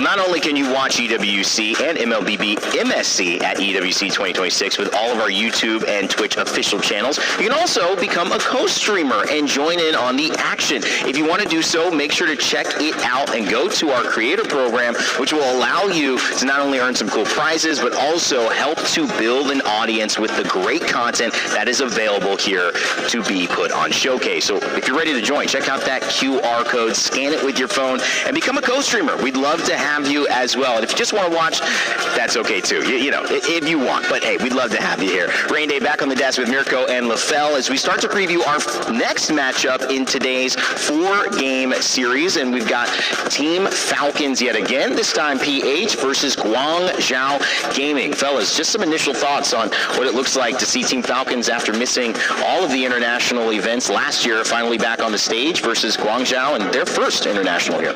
Well, I think, they fixed a lot of the errors. They reinvigorated the roster as well coming into this. I think Team Falcons PH are looking very, very strong coming into this. Yes, they did lose in the grand finals, but I think it was also a different meta. In the current meta, I really feel like Team Falcons PH has what it takes to do what they did in the past. MSC 2024, the first time at EWC, they made it all the way to the grand finals. Something I do have to say, where I feel like I talked about this backstage, it kind of feels like they're trying to go back-ish to the 2024 meta, right? Because in MWI, even the grand finalists are the same. And that's why for Falcons PH, that's why I'm like, wait, hold on. This is looking like familiar territory for them. So I'm actually looking forward for Team Falcons PH to be unsurprisingly good here. So same finals, but a different champion this time in MWI. So Falcons SRG and Falcons winning this time? No. Is that the script? Hold on. Malaysian man. I mean, like, you went all 7 games, and at the final game, the $1 million pick happened. We'll see if that happens again. I mean, there's $1 million on the line here as well, so anything can happen. Falcons PH about to take the stage. This roster filled with great players who want to make their mark here, especially at MSC. We mentioned Guangzhou. We'll talk about them a little bit later. But for the 92% favorites from your votes in the chat, it's time to hear from Flap as we got a chance to catch up with him prior to the start of the set. We're now here with one of my favorite EXP laners. It's Flap. Welcome back. Hello guys. How's Paris treating you? It's all good. Did you like the food? Did you like the hotel? Everything okay for you? Yeah. This is the best. Oh, this is the best, and we are with one of the best, right? So, Flap, we haven't seen you in quite some time. I think the last time we saw you on an international stage was MSC 2024 runner-ups. What's different for you this time around? The difference is that I'm more hungry to win this championship. But you had breakfast, right? Oh, okay, just making sure. How did you prepare for your next match here against Guangzhou Gaming? We just trained in the hotel. Yeah. Train in the hotel. Anything else so you do specific to Guangzhou Gaming that we should know about? Nothing specific. Nothing specific? Yeah, we're ready. Yes. They're ready. We're ready as well. Flap, good luck. Thank you so much. Over, back to you. Flap, a 2-time M-Series world champion, M2 and M5. He's got to play a big role in today. Mirko, Falcons are going to do well. Absolutely. He's crucial to Falcons winning. And what the heck? You might be right. What's going on with these players when they get interviewed by Eterna?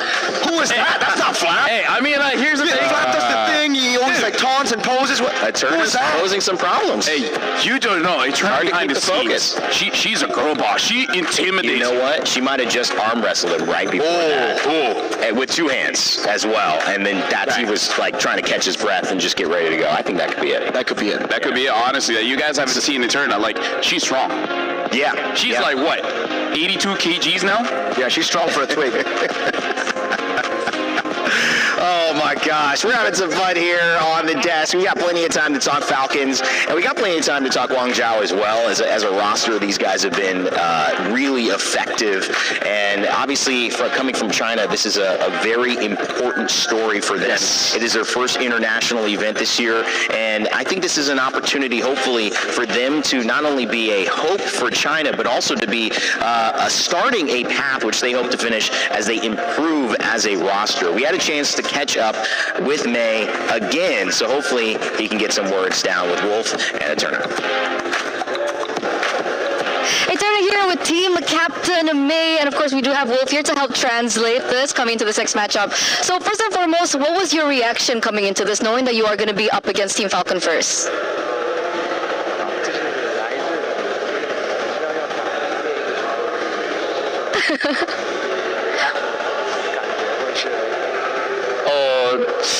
我是挺开心的，因为能对阵世界冠军菲律宾的世界冠军，而且他们的教练其中之一是我们 GJG 之前的 coach。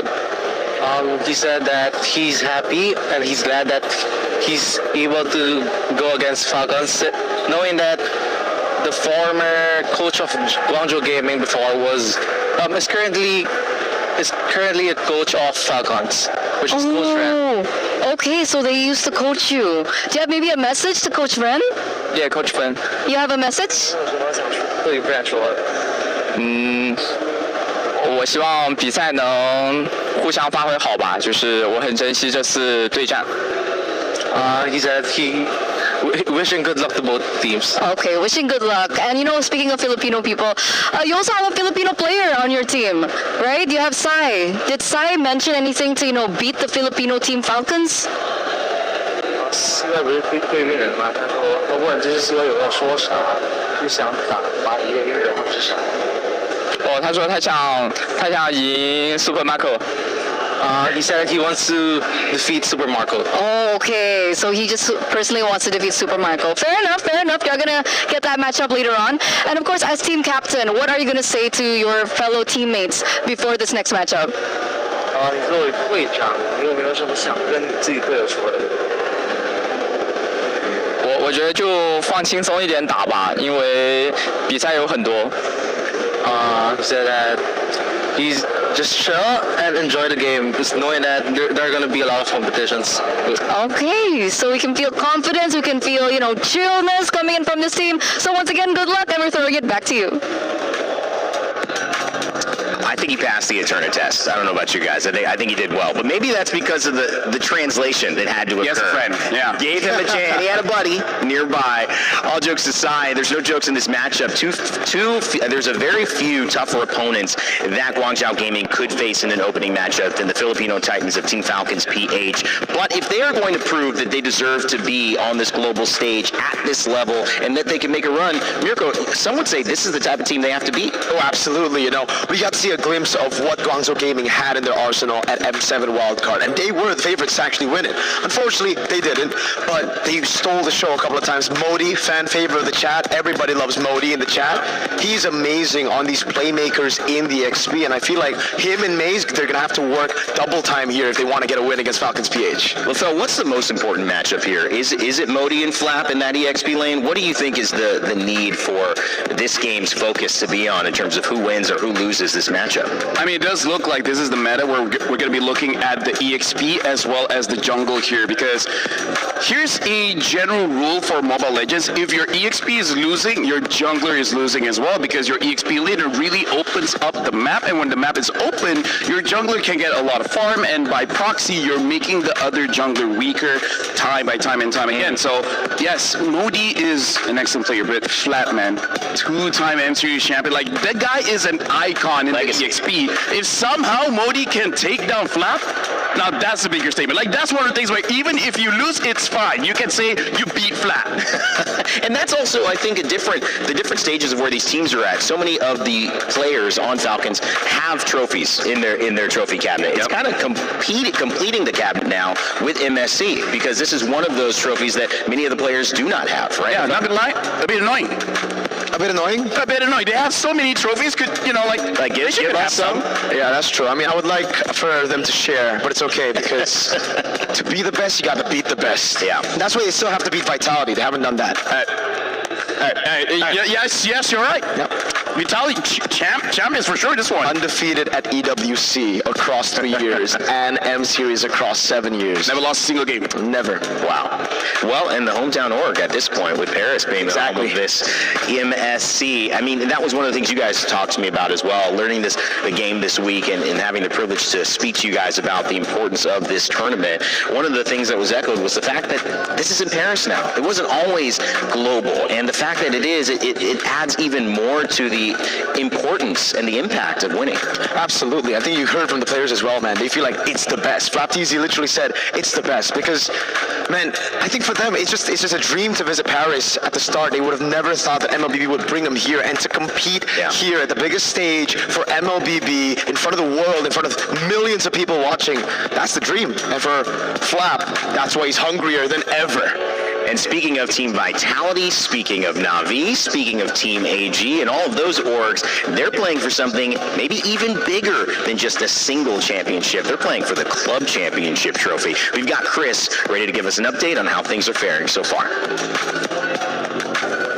2 weeks of competition have passed here at EWC, and the Cup Championship is well underway. And well, as you can see from behind me, the totem is starting to fill up. Still plenty of games still to go, none other, of course, than MLBB, the MSC, currently ongoing. So that should be interesting as we do continue on. That's what you guys are all here for. Irrelevant of that, though, we do have an update of how things have been working out across the board the past couple of weeks. Right now, it is Na'Vi who are leading the Club Championship with 1,750 points, but they're only competing in one game this week. Vitality, however, who are currently second, only 300 points behind, are competing in all 4 games. So that's a massive moment for them to potentially catch up and see if they can do something about it. Falcons are another team who we have been talking about plenty, currently only sitting on 600 points, but also competing in all 4 games this week. A really interesting one, actually, that they are competing in, a wild card that came through for Falcons through the qualification stages to get here and play in EAFC is MS Desari, one of the owners of Team Falcons, formerly a FIFA World Champion, of course. He's going to be going through it and see what he can do when things do come down to it. Let's see how he can do in EAFC. That's a hell of a story to continue with. But yeah, I'll be giving you updates across the Cup Championship throughout the rest of the week. Thanks a bunch, Chris, and also reminding us all that Falcons are back-to-back winners of the Club Championship. But we'll see a new Club Championship winner this year. We'll find out. Stay tuned for all the action. We'll keep you covered with what's going on in the CC. Now as we head back to MSC. On the desk, Mirko, as we preview this lineup, what to you stands out as the biggest narrative? Again, we've talked about Falcons being winners. We've talked about, them representing the Philippines. We've also talked about the story with Guangzhou Gaming. What rings the most important here in Game 1? I think it comes to just understanding the meta right now. Both teams. I think it comes down to understanding the meta. We saw earlier a big contrast of one team really pushing all of it, all of the meta picks from scrims that they said as well into the stage, and the other playing it very conservative, playing it with the old picks. So right now, I think it comes down to who has adjusted better, Falcons PH or Guangzhou Gaming. And you mentioned that the coach of previously Guangzhou Gaming is now the coach for Team Falcons, Ren. How does that play into maybe feeling comfortable, LaFell, that they kind of know what's going to show up for Falcons, or for Falcons feeling that they know some of their opponents? Yeah, it's good for Falcons for sure, because at this point they know the identity of Guangzou Gaming, and that's also the other thing. Like, meta is very important, but you cannot stray too far away from your own identity, because you might end up making mistakes just because you're breaking out of your habits. There are some habits that's good for you to break out of, but some of them is so drastic to the point where you're getting out of character, your passion is not there, and your decision making might be the worst. So for Guangzou Gaming, I do believe they need to follow the meta, because if not, they're going to get stomped. But at the same time, you got to follow your identity. We're so far coming in from the China region, it's all about that gold lane. They try to make the gold lane the strong lane. We'll see if they can do that. And that is going to be difficult from what I've just saw. I mean, with Air 404 dominating the game like that, you can just see that Assassins in the jungle, Mirko, I mean, if they're played at that level, they are going to need to be dealt with. Oh, yeah. It's going to be very, very tough, especially when Kyle Teasy's on that lane, that Fanny, any of Assassins that he can get his hands on. Again, we saw Fanny and Hirara banned. If we see a Hirara game, it's going to be ridiculous. But also, though, I'm glad that we got to see the Minotaur in game number 1, because if it wasn't for that, I think May's going to hesitate a bit on that pick. It is a pick that they've actually found a lot of comfort with, playing it a lot in the M7 qualifiers for the Chinese teams. And coming into this, I still think it makes sense with the identity that they have. Play around team fights. Yep. By the way, I gotta say, Mirko as well as Reed, this is gonna be our second match, but I'm already seeing that the bans are gonna be something to coach. A team can't use these certain assassins. There's gonna be a big difference when it comes to the bans here, where certain teams like Vamos, like Falcons, maybe even Team Liquid, making it so that they're gonna win the draft just by proxy of a threat that's not even there just yet. The winner of this match will face off against Team Vitality versus True Rippers, our next match's winner, while the loser will face the loser in an elimination match. Remember, we are going into an upper and a lower bracket for both Group A and for Group B, so that will be maybe different if you're used to certain upper brackets and lower brackets that combine these groups. No, it's going to be different. So Group A, the teams you're seeing here, are going to be playing against other Group A opponents. So every single match is going to impact impact every single other match. There's something to learn from every single game that we're watching here, especially if you're one of the teams that didn't do well. It's going to be waiting in the wings like Team Falcons Meta previously against Team Vamos. Guys, I just got to say, predictions. Do you think Falcons is taking this one to start off? Yes. Coming in stronger? Yes. Is there pretty confident, yes. Very confident, yes. Yeah, no hesitation, yes. If Guangzhou's going to steal it, what do they have to do? Quick thought. Is it just get a better draft? They got to shut down Kyle, but that's one of those things that's easier said than done. They got to shut down Marco, Kyle, Haji, Ogren, and Flap. They got to shut everybody down. We'll see if Guangzhou Gaming can impress yet again as they face off versus Team Falcons PH in our Game 2. Yes, my friends, that is the setup for our second matchup for today. But first up, quick recap, right? We have two dark horses to open things up for our matches here, Rose, at MSC. And happy for Vamos. They got it in. Yes, indeed. Hala Vamos for the Malaysians back at home. That was an incredible series. 2-2. A lot of amazing picks off the board. But now we enter the second match of the day where we will be seeing Falcons Philippines going up against Guangzhou Gaming. Yes, this is a pickup in its own right. It's a fight between a giant and newcomers in there. I can't wait to get this one started. So without further ado, ladies and gentlemen, join me in welcoming Falcons Philippines. The last time that they were on this very stage, they went all the way to the grand finals. Now the question is, this time, will they be able to start their journey on the right foot after not being in MSC 2025? That is indeed a lot of pressure on their back, but of course, no game is complete with only one team. Please join me in welcoming their opponents, Guangzhou Gaming! From heartbreak at M7 wildcard to the main stage of MSC, their journey has been a treasure to witness. As the rising tide lifts the ships of their region, their goal is clear. Show the established powerhouses that there's new challengers for them to fear. Ooh, this matchup is going to be interesting because, like I've mentioned, Falcons Philippines went all the way to the grand finals, meaning they are veterans, they are contenders. However, Guangzhou Gaming, on the other hand, they are the newcomers. Will an upset happen in today's match? It's the cool part of it. Everybody loves an underdog story, and this game has it in space. So please, gentlemen, Guangzhou, please place your keys. Please, Team Falcons, remember, captains, to shake your hands before this game starts. And we'll see it. They're going to go to the middle and, well, the handshake. It's all love and care, but in the server, it looks different. Let's send them then to our desk to get our game started. Thank you so much, Rose and Milos. Man, it's a fun green room with those two. Some great talent and some great games starting us off here for MLBB, MSC in Paris, France. 16 of the best teams in the world vying for that $1 million prize pool. Now it's time for China to see what they can do against some of the all-stars of the Philippines representing Team Falcons in our second series of 4 for today. As we kick off the draft, we've got Mirko and Lafell with me. And guys, this is important. If Guangzhou's going to do it, you guys said maybe an uphill battle. The audience thinks so too. 8% only thinking that they can get the job done. They're going to have to do something in this draft to surprise Falcons. Look at him, he's locked in. Tied his hair real quick.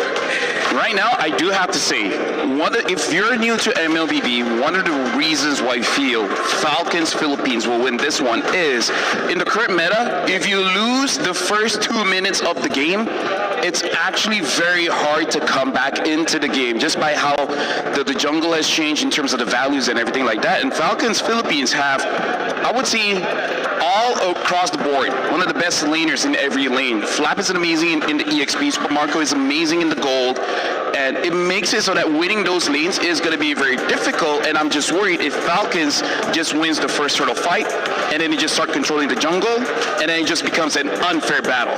Yeah, I'm a fan of that up until, I think, like, a point that I want to talk about would be, I think the first 2 minutes. I don't think the first 2 minutes dictates the entire game.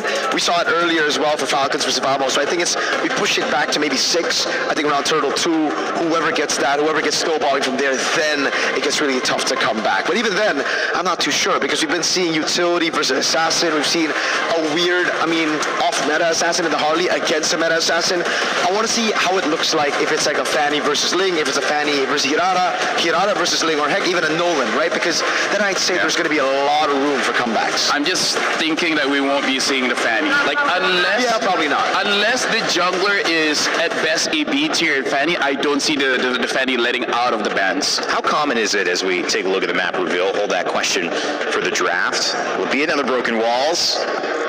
Or will we get a mix-up? It's Expanding River this time around. Lefel, your thoughts on finally a new map here? Yeah, Expanding Rivers make it so that winning the lanes is going to be that much more important, making it so that you can go to the neutral objectives like the Turtle as well as the Lord much, much faster. So now the lane matchups gets even more punishing, honestly. So if you're winning lane, you have even more access to the jungle, basically. You can snowball that. Can rotate around very, very quickly, so I guess we'll find out again what picks get picked up for both the teams here.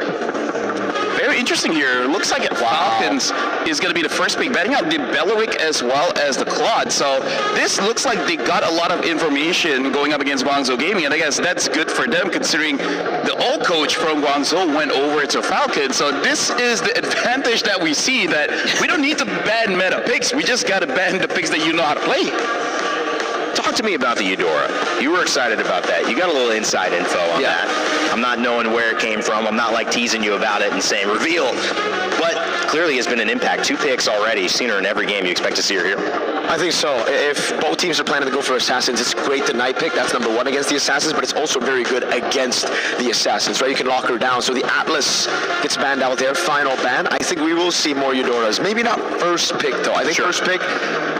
Here, Hirara got banned, Vanny got banned. Even the Freya. The only pick that we've seen banned out that it finally gets open here would be like the Phoveus Jusin. So I'm thinking maybe those 2 for Falcons for first pick. Personally, for me, I feel like the Zushin is still a pretty strong pick, but considering how many dashes, the amount of mobility in this game, it's not a great time for the Zushin. So that's why I'm not going to see a lot of it.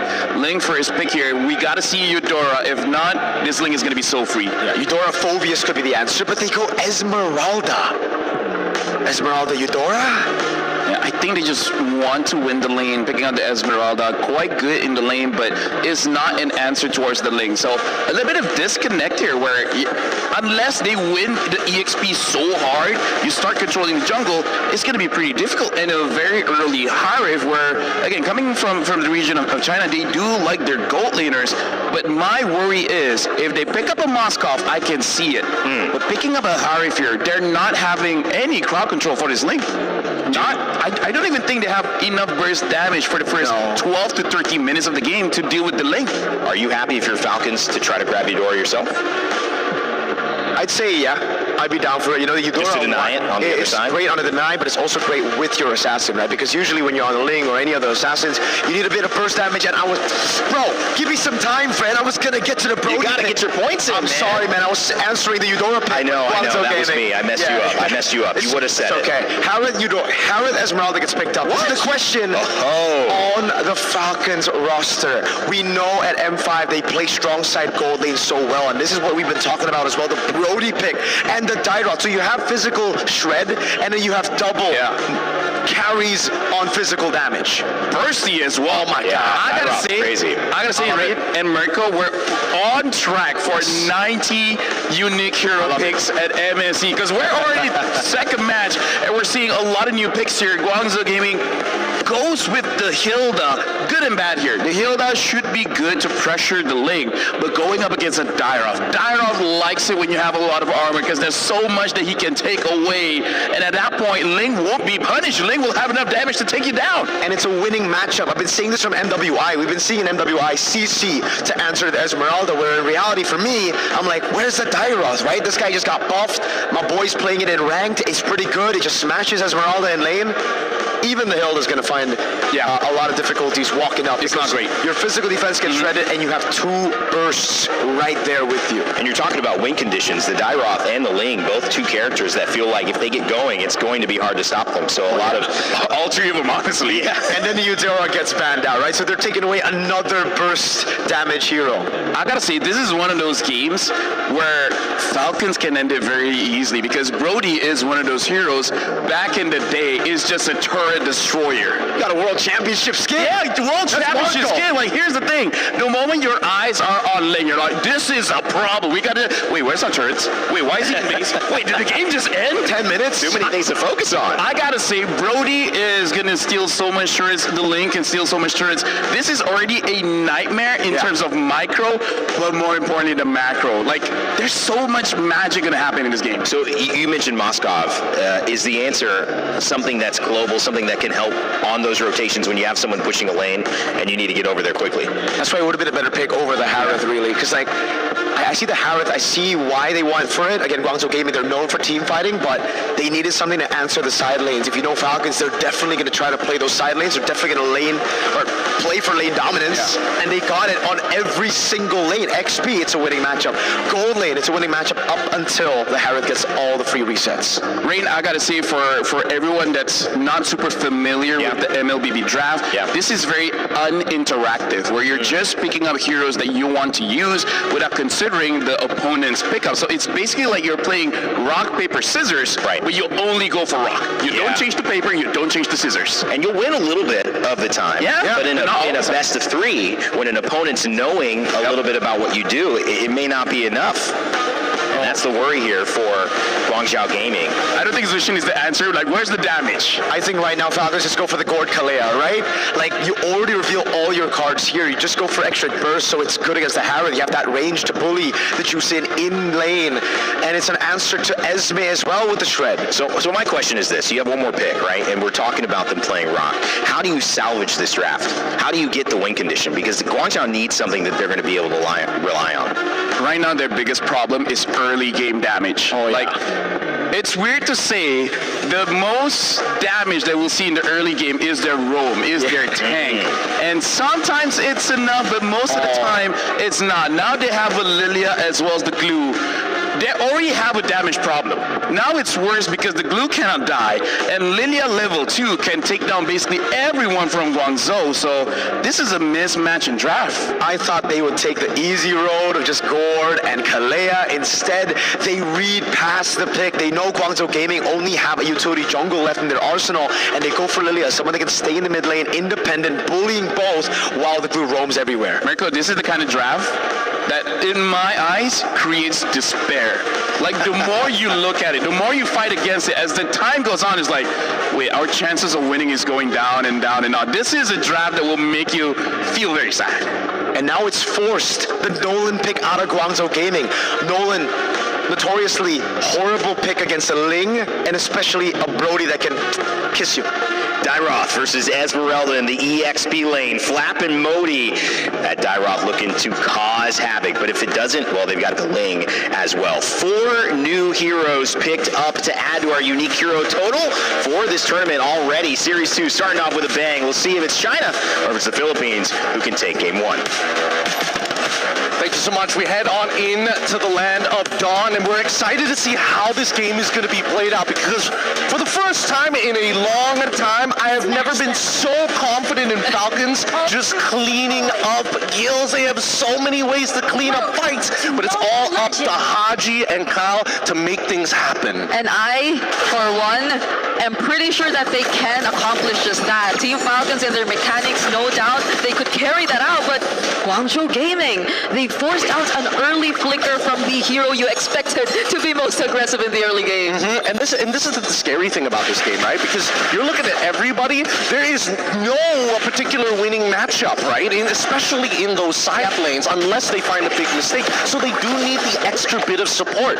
Guangzhou, especially for Mei and Xing, all they gotta do is maintain control of mid, and it's gonna be super difficult for Ogwin and Haji to have that impact that we're looking for. Yeah, at the very least, they're holding down Mei in mid, so he's not able to really get out of there as much and go into Kyle's jungle. But that's a lot of pressure already on their mid duo. Beautiful stuff coming out from Guangzhou, right? That's already 2 big battle spells out super early on, and now they can start going for the invades. Look, Kyle's just taking so much damage from Mei. Never mind. I just said Mei couldn't just really go straight into Kyle because of what Haji and Ogun were doing, but with the amount of support that they've been providing one another, with this rotation you've seen first half from Guangzhou, things to be somewhat favoring their side. Yep, even the battle spells is also telling us the exact same story. Falcons, they want this early game to be good for them. They want to speed things up. Right now, CY trying to bait something out. His recall is very nearby, but I'm also curious, right? Because from Guangzhou's POV, I would have imagined that they would have gone for like maybe, I don't know, something a little tankier early on. Like now they're stuck with this Nolan. They too have a certain degree of a timer. Yeah, so maybe that's also why you see them really trying to pick up the pace and make sure that everything goes right in the early game for them, because they somewhat picked up a jungler that also has to keep up, but at least they're holding majority of the positioning here in the turtle so far. Flicker's already forced down!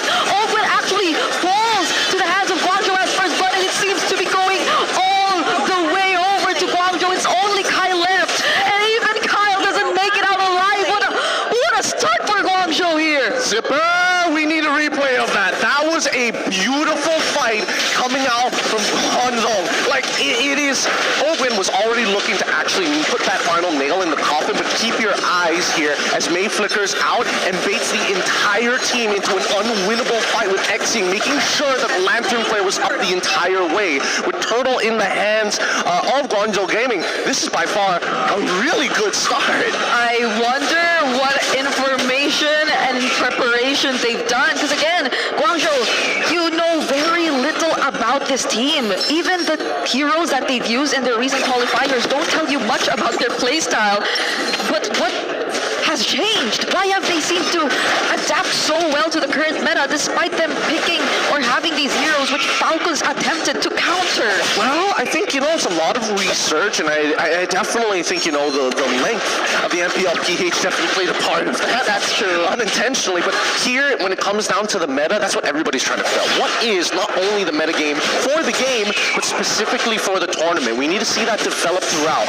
But with the lead that they have 4-1, I'm expecting Guangzhou to play more reactively, right? Yeah. They want to make sure they punish the Falcons everywhere they go. They need a man-to-man defense and make sure that Haji doesn't scale too fast. And honestly, that tournament meta, I feel, is something we won't really get to figure out until maybe day 3 or 4. I mean, we can speculate. Because day 1, first 2 matches in series have already shown us so much of the more unorthodox picks already. Well, is it unorthodox, or are they just ahead of the meta game? We won't know until day 2 or 3, but in the meantime, you can see both teams high contention for this mid lane. It's less about the side lanes. The side lanes are kind of independent until we can get the mid trio to move in their direction. Guangzhou going to take that first move as they send support to the top side. Yeah, at least for Falcons and their sides, they're doing really okay.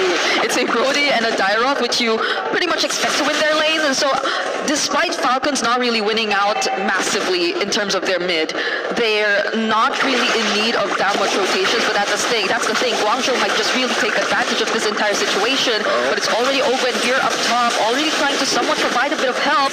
Does catch Sai, but it's gonna be Ogun all alone this time. Now he's trapped against 3. Do they have enough damage? Do they have enough burst? That's a Crimson Beacon in and a stun.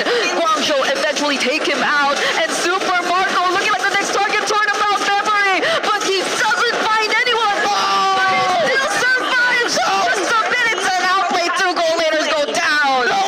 No way! All the auto attacks just weren't big enough. He didn't have the physical damage. It is unfortunately, a magic marksman dependent on skill cooldowns and abilities. That's gotta feel so bad. When you thought you were about to kill him, guess what? Quantum charge, walk away. Okay, here goes the replay. So he was definitely left all alone there. I think he kind of survived it for a bit longer than we expected him to, but what a play. Even the coaching staff thought it was unbelievable for the second time around. What? Super Marco not having a great time now. Recall said, team, we're not going to let this happen again. Let me show you how it's done on a no-hit. But on the opposite end, we're not seeing Falcons waste too much time here. If you notice that the goal lead, despite it being 2-7, for some reason it's only 900. By this stage, they're expecting somewhat of a 1K or 2K gold lead. Oh, Black Shoes already forced out too. They get to find Haji and land another stun, forcing out the flicker. There goes Flap trying to defend, and they outplay May in mid. A small win for Falcons this time. Really nice play coming in from Flap as well. Now you're seeing that the traditional lane roles, they're starting to get mixed up a lot, right? What is Dyrop doing up here to maybe try and help Ogwin and Super Marco? He reveals himself, but all of this is so that Kyle can scale up a little bit faster, taking the wave as well. Yep. They're at the least maybe trying to slow down a bit and maybe go for the farm, because clearly Guangzhou Gaming have taken charge of the early game, and that's exactly according to plan so far. So maybe less of the direct one-on-one counters, and now we see more of the 5-on-5 rotations come into play. Recall though, very confident right now on this Nolan, forcing out the Black Shoes again. Yeah, and honestly, there's no reason to actually contest for the turtle, because they know for a fact, hey, Nolan, his retribution is coming up, but without his ult, that's fine. That means he can't really get in and out as effectively, but when they're rushing it down, that's where it gets scary, and now they look for the opportunity. Yes, a flicker from Owen, no Crimson Beacon left for X-Yang, but Recall, he wins out on the objective yet again. Falcons now trying to go in, Kyle also using the Tempest of Blade, Super Marco joining in the fight, and they already have taken out 3 members of Guangzhou. And that's a huge mistake coming out from GZG. Falcons take advantage of the fact that they were just too close together. 3 people got caught in the snare of the globules. The damage is good coming in from Recall. Ooh, Super Marco, is he going to burn to death? Okay, he's fine, he's fine. Yeah, that was close though. And at least Falcons get a bit more space, because it felt like earlier they had to work hard for this space, and they had to juggle between switching lanes here and there just so they could really find some more objectives across the map. But even despite losing that objective, and I believe that was the second turtle that Guangzhou have already secured, they've at least gotten a bit more map control. And now the question is whether or not they've developed enough of the lead. And whatever they had before instantly dissipated in one singular fight. I love the fact that Haji is immediately going for that Wishing Lantern. It's perfect for getting rid of these annoying pokers like May, who wants to be in his face, or maybe even Modi, who again hasn't really been able to participate as much as we would like to see. Yep, does run the Vengeance too, so we hopefully do get to see him later on in the team fights, because I feel like that would be a great help to Guangzhou Gaming in terms of actually getting the wins. But Flap, oh no, getting bursted down here by the goal! Oh, nothing that Flap could do. He flickers a little too late, and honestly, I think a lot of his abilities got cancelled out once he got spun into multiple directions. That being said though, Guangzhou looking to try and take out at least one of these turrets, but they decide not to. They give up on it. They see Ogwin and they're like, not again, not again. Nope. This is such a statement you're seeing from Guangzhou, especially Recall 5-1-2 on the Nolan, when in fact it was a pick who was chosen last. You thought it was just some sort of pick that they were forced to pick up, but the Tempest of Blade just being forced out, and now Guangzhou just confidently standing in front of Team Falcons. Yeah, this is going to be a really awkward position for Falcons, because again, they were the ones who wanted to play for the earlier stages. Now they're highly dependent on Kyle to finish up a lot of these fights, or at the very least Ogwin to try and create that space. Because so far, Super Marco, he's not getting as many auto attacks as he would like. Yep, now they're forced to group up. It's always just Kyle away from the team, and that's the kind of play that they're maybe forced to do at this point, but now it's different. There's an objective that's coming up, so Team Falcons would have to be very, very careful about this. Flap cannot go down first, similar to what has been happening a couple times already in this game. That's going to be the Malefic gun purchase here. Now Super Marco has the range to start hurting people from afar. Question is, are they going to be able to get into the pit? Because Guangzhou, they've got a really good control around it. Oh, Gwen goes in, flickers in, but he gets bursted, and now the Salmon Force has a response to it from Sai. They're just flushing Falcons out of this Lord Pit, and they're taking control! Black Shoes 2, forced out by Recall. Tempest of Blade, but can they get more? They fight May, and that's going to be a 1-for-1. Not too bad, but the fight's not over just yet. Guangzhou, understand that, hey, all right, we may have stuck a little too close together, but this time around they spread apart instantaneously as soon as they saw Ogwin walking up for a potential engagement. That being said, though, at least for GZG, dear Lord, where did he go? How did he know? That was okay. I think Falcons now are at a much clearer advantage. Well, they may be at a much clearer advantage, but I don't see this being a free lord just yet. Like, they're going to try for it, and I want to see what the response is going to be. Because for now, CY is in a pretty good position if he can get that Holy Crystal. Okay, Falcons are starting this objective right now, but Ogwin has a good idea of where majority of them are. Modi jumping in, Kyle just securing it with Thrifty Fusion, and now Falcons want to go in for the fight. Sai already using the Diamond Force, but he gets bursted! It's a double kill for Kyle. He's been waiting for this moment. Yeah, he tried a little too hard. Modi, unfortunately, making the mistake, walking into the fight without the vengeance. And that stun from Super Marco is such an effective tool. If not, at least the mini-stuns from both Flap and Ogwin. At this stage, Falcons, based on the items that they have, can really start pressing the advantage when it comes down to structures. Oh, fortunately, Haji got to quickly press on that black shoes. May, though, looking in danger and will go down in the hands of Team Falcons as X-Ying only had to Crimson Beacon out and the Lord is still up. Yeah, they don't have an answer to Ogwin right now. Blue can kind of do whatever he wants as long as he doesn't get one shot, can ruin somebody's day. Oh, look at the damage! Rico getting blasted from halfway across the map. And the black shoes are back for Haji. If in case Guangzhou actually forced that fight, but they're not really going to do so. They just focused on evening out majority of their resources across the board. That's going to be all outer turrets already taken down. And in the blink of an eye, you're already seeing a 5k gold lead in their hands. Now, let's talk about how they're getting this, right? Before this, barely nothing. A lot of team fights, keeping it simple, kinda even. GZG, mega lead in terms of kill score, but doesn't have that 5k lead like Falcons have right now with a singular kill. And a lot of this is about time efficiency. With GZG's movements, they're sticking together. Notice, top quadrant, all 5 of them are there. Nobody's dealing with that bot wave. And that's why Falcons' overall macro is more efficient gold-wise in comparison to GZG. Yep, that's why even if you thought things were kind of slowing down, that was just Falcons playing their game, and now it's going to be Modi bursted by Flap. Now that you see them grouped up, this is exactly how they want to utilize this lineup. Yeah, and it's great because, again, the one combination people don't think about is the shred specifically from Flap. If Flap and Marco work together, no matter how tanky you are, they're going to cut your armor in half, if not more, now that he has the Malefic gun. Okay, Conceal. Could there be another flicker play? And there you go, May! Barely surviving this. Winter Crown already forced out, and the flicker too, but they just want that space turret. Guangzhou are not gonna force the chase. No, they can't. They can't afford to. Unfortunately for Guangzhou Gaming, until Sai is, I want to say not just the Holy Crystal at this point, because Ogwin is too big of a problem. I'm trying to figure out how can they bait Ogwin out, or at the very least burst them down, both of which not very good ideas considering the priority list. Because at this point, the only heroes from Guangzhou who maybe can go for some backline plays are just really Recall and Modi, or unless Xing just really wants to go full commit and Crimson Beacon in and they just all jump on Super Marco, but will that be worth it? Because at this point, again, the shred you mentioned, the armor just going down as soon as you approach these heroes who could deal massive damage and penetration, and not to mention an objective too coming up just in a bit. Yeah, this is particularly tough.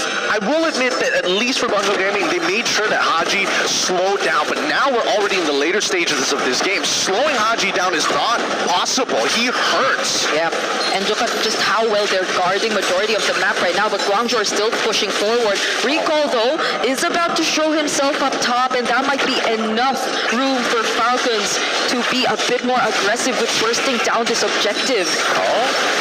Oh, looks like they're trying to sell this fight. Oh, Ogwin and Flap trying to zone out the members as Falcons just secure this objective, but Ogwin still finds one. Do they want to push through with this fight, though? Haji providing the damage, and it's going to be enough. Super Marco's already called a killing spree, and Kyle on the back lines, finding Xing as they take out 3. It's just Modi and Recall. There goes a fracture, but it's going to be okay.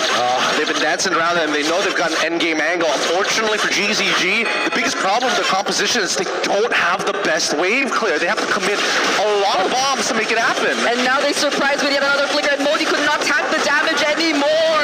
It's going to be a near wipeout for Guangzhou Gaming as Recall's the only one left. He's trying to defend, but he can't. And Team Falcons with a 10k gold lead, close out game number 1. That was clean. I got to admit, there were moments there in the early stages that I was worried for Team Falcons, but they show their experience every single time. If you're looking for the most efficient map team for Golden EXP, these are the boys you need to look at. They were untouchable, at least for the first few moments of the game. So much in the mid took place, but we kind of forgot about their sides, and a lot of how this game eventually would pan out revolved around whether or not the sides got the early that they wanted. At least for them, they actually did. Well, I thought it would be a little bit more, to be fair, because these are like overwhelming odds with the Dairopen as well as Esme, and the patience from at least Haji for taking so much damage from May. You can see that in these clips, it's always May who's in your face in the early stages of the game, but it didn't tilt them. They made sure to say, you know what? You're going to man-to-man defense. We're going to play your game. We're just going to play it better. Yeah, let's just go macro from this point onwards. Everything that they did was macro. And yes, Guangzhou, I think they were winning out big on kills, on team fights, on the smaller advantages on the map. But we don't really see them convert it into much. Like, they didn't really get as much map control afterward. They didn't really get to rotate into or convert into more structures. Oh, that's us. Yeah, surprised of everything that's happening too. But that, I guess, just goes to show how, interestingly, Falcons just really turned things around in this game. Yeah, it is great. It is great overall, but the question is, what is going to happen in game number 2? We're going to be throwing it back to the desk and see what they think about this. Thank you, Gideon Brigida. Great cast on Game 1. Falcons, PH find a way to get the win, and it was a win indeed. They dominated later on in that game, but it wasn't domination early on. You saw Guangzhou find a way to kind of surprise them in the beginning, and I think that group style of roaming the map helped them early on, but it started to show up as a weakness in terms of the gold and trying to claw back into that game later on, Rico. Yeah, it was tempo control, obviously, with Esmeralda again. Early on, the Dairoth had her number, level 1, level 2, but then after that, Modi just constantly cleared out faster, rotated quicker, got that falling star moon set on 3, and unfortunately for Falcons PH, they got caught off guard. But after that, I think it's just signs of an elite team where they're losing early on. They lose out on almost all the objectives, kills as well. At a certain point, it was 2-7 on the scoreboard, but it was only a 900 gold lead for Guangzhou Gaming. So Falcons PH, even though they were losing, they had control over the game. It never felt like it was an insurmountable issue going up against Guangzhou LFL. Falcons always seemed like they were in it. I mean, like, I would say that is something that Guangzhou has to look forward to after this, because it's clear that they do have the mechanics, but how do they extend the lead? That is what makes you into a good team, into a great team. How do you make a 200 goal lead into 2,000, right? So I feel like they got very excited getting a few kills, especially around those objectives. But one of the clips we saw earlier was how the Harv was willing to die to get the kill over to the Brody. It would have been great, because knowing that Brody was going to recall anyway, right? If he stays, he's going to die. So instead of sacrificing yourself, clear the minions, get the turret, and that's how you extend the lead. So I feel like that's something that Guangzhou have to look out for, because there was a lot of wasted opportunity where they 100% should have gotten more on the map, but they just don't have that experience just yet. Those little moments, 54,000 to 43,000 gold. It wasn't that way, but it became clear that Falcons were going to take the lead of this game. Oakland caused a lot of thoughts to be centered around him and how he can't believe it, that SpongeBob skin coming. That was so funny. Patrick is amazing. I was like, excuse me? What is going on? I think Blue's being played. But obviously caused a lot of attention, and that was one of the game plans. Didn't work out on a few of the dives, but after that, really forced Guangzhou Gaming to play around him. Yeah, all this game, I feel like Oakland's just going to play the distracting game, right? He went for the classic itemization, though, of the glowing one and the cursed helmet, and that's why he was so squishy at the start. Every time he went slam, pass, it would either be I get the mount or I die, straight up, right? So he ended up being a diversion so that the rest of the team can actually get a few of these picks here and there, and for the most part, it worked out because Kyle on the Assassin, on the Ling, was sent into these side lanes to farm up so well. That was also one of the reasons why they were able to keep the gold lead from skyrocketing away from How much of this is just a style? Because, we had Gideon break down why this gold lead was starting to happen, and he was pointing out that side lane was not being farmed, and that Guangzhou were just grouping up. They wanted to take fights like that. They wanted to roam all 5 on all sides of the map. Is that something they can afford to do against Falcons? Honestly, no. I feel like you can split the map. Maybe you go for a 3-2 formation, because we saw wherever recall is, wherever the Nolan is, they can either get a kill or make the opponents low enough so that they have to back. There was few ganks onto Flap where I feel like, okay, you got Flap, and now what, right? You got to either control the jungle or get those objectives. So I feel like that's just something that you have to understand, right? You know that recall can give you the advantage. So what are you going to do with that advantage? Because against a team like Falcons BH, Liquid, SRG, even Vamos, if you give them time, especially up against a Ling, once Kyle got that Blade of Despair, then that was it. The damage coming in from the Ling was just too much for them to handle. You have to, again, remember that that's the reason he went for just pure damage at the start, right? Very unorthodox Ling build, just going rushing BOD, but it's because you already have physical shred, you already have consistent damage from the Dyroth, and then the Brody, and then the Lilia as well. So it was just a mix of damage, constantly going at it. He just wanted to go for those last hits, and that's why a couple of times you saw some surprise moments where I think Xing just got blinked completely taken out with just one ability, one Defiant Blade. So it's the small things, and I agree. There were a lot of throws from Guangzhou Gaming when they were ahead, forcing in mid. I remember diving onto Haji for some reason. Mei dove in, lost, died there, and completely lost control on the map. You know, another star, I think, moment, or had a couple of moments from Guangzhou Gaming was Nolan. Nolan actually had a pretty good, he was 5-1 for most of that game. Last person alive, defending the base, tried to make something happen, but couldn't. LaFell, you know, he's an important part of Guangzhou Gaming's strategy if they want to win this. I gotta say, so far, looking at the previous game, the draft might change how this will look like, but it does seem that if there's anything that Guangzhou wants to exploit, it's the front lines. Take down Ogwen as well as take down Flap, because the thing is, once those are gone, you should hope that for Falcons BH to respect the damage coming in and not force a defense. Try to use that, because in that earlier fight, I just don't like them sacrificing themselves for nothing. Yeah, I agree. The sacrifices definitely, they got to fix a lot of those. But I think going back to the Nolan pick, I feel like in this position, it doesn't matter how well the Nolan plays at the end of the day. Because that pick in itself was already forced out, right? We saw all the assassins banned out. Fanny Hirara in the first phase, the Ling first picked, and then the Hayabusa taken out in the second phase, where then you are left to play either utility jungle, which will already be countered by the Lilia, the Glue, and shredded down by the Dyroth, or you go for an assassin, which can clear fast, can get an early snowball, but will ultimately amount to nothing. Because again, in that game, Nolan, you're up against a Lilia, Black Shoes instantly. You're up against a Brody that can stun you and lock you down. And then a Ling who literally is the counter to the Nolan. It's tough. Day late and $1 short sometimes for that last pick. And I think obviously Guangzhou Gaming trying to pull out, it could be a rabbit out of the hat. They might need more than that. Might need a tank out of the hat to have enough firepower against Falcons, because they came to play. There was no doubt that these players want to show up like we know they can on this global stage. MSC looking for one winner for that $1 million prize pool. Falcons on their way to be it. One more win that will put themselves in a strong position in this group with a 2-0 start. But of course, Guangzhou Gaming trying to come back and claw their way to make it a best of 3 and force that final third game. LaFell, more of what Falcons have done seemed to be probably the plan for game 2.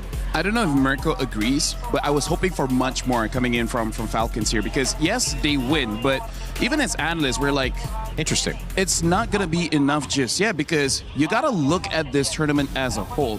Guangzhou Gaming, they've shown that they are strong, but there are some games you need a statement game to show that you are far above and beyond the competition for you to go to the grand finals. Because at this point, it's not about beating Guangzhou, it's about getting that momentum, that tempo for you to make it all the way to the grand finals. And I hope this is kind of like a wake-up call to be like, okay, there's mistakes here, here, here, and here. We got to fix this before we get to the grand finals. Because personally for me, I want to see a bit more coming in from Falcons. Okay.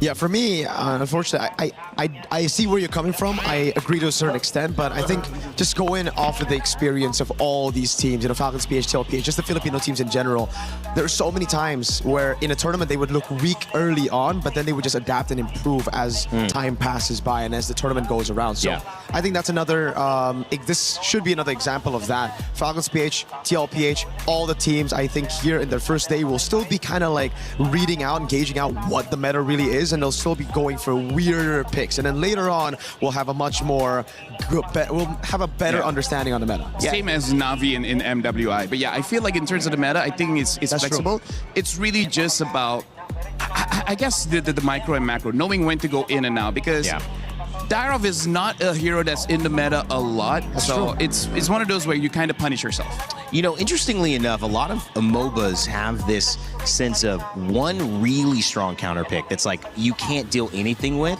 That could change your entire game. Do you feel that that's available, at least in this meta right now, where you could see a lineup come out like Falcons PH, and you see a last pick or two last picks from a team like Guangzhou Gaming that go, oh wow, we can't deal with that. We got 5 good heroes, but we cannot deal with those 2 once they get going? Or is it more of the fact that you're kind of needing to draft this lineup that sets up you to be successful from the very beginning, and then having members of that final pick complement it? Yeah.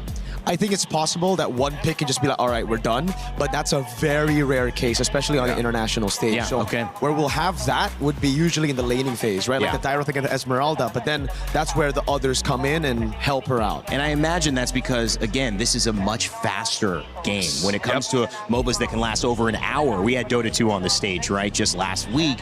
It's a different pacing, it's a different timing, it's a different scale. When you're here, you need the tempo, you need to be available in those first 5 minutes, those first 10 minutes, because those turtles, that Lord, it's gonna maybe change and secure your victory right away. Though I gotta say, here in the Mobile Legends ecosystem, we have another thing to consider. It's not sometimes just one hero.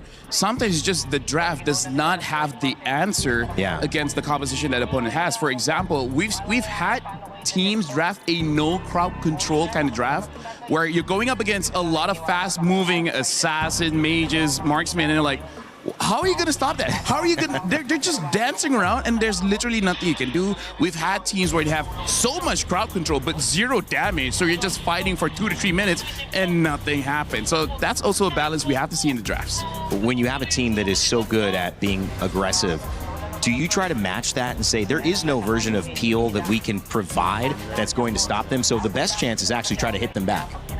Sometimes it's better to fight fire with fire. Some other times, you might have to just double down on Peel, right?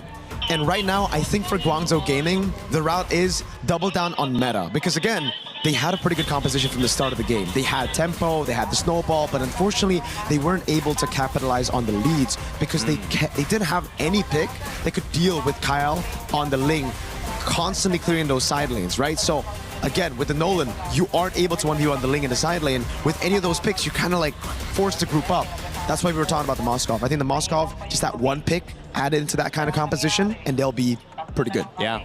Dangerous grass picked up for the map. How does that change things, LaFell, if at all? Well, it really helps out a team that really wants to be aggressive, and it forces you to never autopilot because you're playing a normal map, you know where the bushes are, but sometimes it just disappears in your brain that there's a bush in front of you, you just forget about it. Oh, man.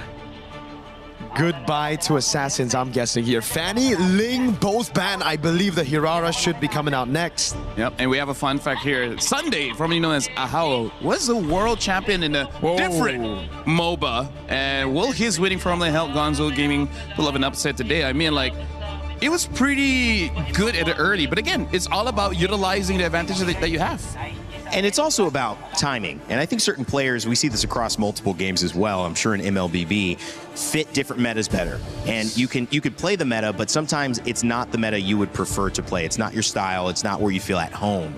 So having a winning formula in one game, in one meta, may not translate over to what we're seeing now, which clearly has given us a little bit of a different look here as we see our bands start to come out for Game 2, Falcons versus Guangzhou Gaming. Yeah, back again to that point though, hey, I've seen a lot of different coaches come in from different MOBAs, and it's always a clear that they bring into the team, right? Early game's great. They have these templates where this is where you need to group up. This is how you get prio over your laner. This is how you get prio over the map itself. But then it's the mid and late game where we get to see a little bit of that question mark. And it's because compared to other MOBAs, this is a lot faster, like you pointed out, Rainday. And because it's a lot faster, it's almost like they're coming into it with the mindset of, all right, we're going from gear 1 into 2, 3 constantly. But in MLBB, it's kind of like you go gear 1 and you kind of have to skip the next 4 gears into 5. Yeah, something to note as well, the longer the game goes, the less that the coach can really impact on the decisions of the game, because that's why certain shot callers in Mobile Legends is so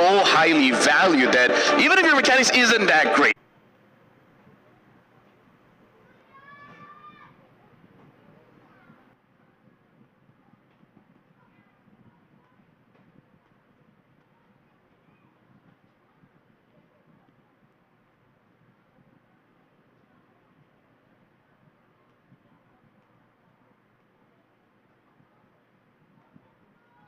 said, even if your mechanics isn't that great, but you have a into the game where teams that have incredible mechanics as well as good coaches try to end the game as fast as possible, because I would say after 10-12 minutes it can get chaotic, and that's where the point surprises happens. And Harara first pick here for Guangzhou, and now an early Akai as well as Eudora. Oh God. We're getting spicy over here. Rara finally let through, and Eudora back again for the 3rd out of 4 games with the early Akai. Yeah, that's why Falcons were happy with the trade. They're like, all right, go for the Hirara. We'll take the Eudora. We'll lock her down completely, and even the Akai pick. Now, we've seen more Assassins do well, find success over the course of the last 3 games that we casted or that we analyzed for. But the Akai works when it's still against the Hirara, man. It's just so difficult for the Hirara to walk onto these neutral objectives. So, Guangzhou Gaming, I think they got to build for a strong side goal. Yeah, and also just to note for the fans watching, just because a hero got nerfed doesn't mean it's unusable, right? Akai is still very strong. It's still a top pick in the jungle. It's just not as oppressive during wildcards and, basically during wildcards, because during MWI it's already been nerfed. So now Guangzhou answer with the Claude as well as the Eve, and now the Harley picked up. So this is Akai Rope? I think so. Yeah. I like it more than the Akai jungle, not gonna lie. I agree with you, it's not entirely out of the meta in the jungle, but I'd prefer it to be somewhere else, especially considering right now it's all about having those fast clearing jungles, and Akai did get kind of nerfed in that aspect. The Barats gets banned out. Very interesting. Why so? Okay, so I've also seen this in scrims. The Barats is usually an answer to the Arlet or the Paquito. So I think Falcons might actually be eyeing an Arlet here, knowing that, again, they already have an Akai. It's very good to stop that. The Brody gets banned out by Guangzhou Gaming, another pick that can actually bully the Claude. But if you see the Yve, you're already kind of thinking it should be no problem. Yeah. Either way, though, it is what it is. The Uranus is the final ban for Falcons.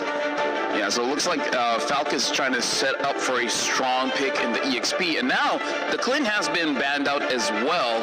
So for Guangzhou, I would say their opening is pretty solid, but they still need someone to be a proper frontline. If possible, push the Eudora away so that it doesn't become a problem for either the Claude or the Carrara, because they got a lot of damage coming in from Guangzhou, but I feel like if one of those pieces is missing, it's going to be a bit awkward. Lane pressure with Moskov, able to have that global rotate to join in on the fights. That was one of the things the casters picked up. Gideon mentioned that was a problem for Guangzhou. Grouping together, not being able to kind of 4-1 or 3-2, as you mentioned, LaFell. Moskov going to open up some things and some playmaking potential, as we have 2 more picks here coming from Guangzhou Gaming to close out their draft. Yeah, especially now we're in dangerous grass. They need a dedicated pick, doesn't matter Rome or EXP, just to be able to open up the map, because Eudora as well as the Hardy can take advantage. And there's the Grok. We don't see him a lot. Still a very strong pick. And finally, the Paquito shows up. Esmeralda is not there to be a true counter, but at this point I feel like there's still quite a lot of picks that can deal with Guangzhou. I think it should be just either the Phobius or the Arlet.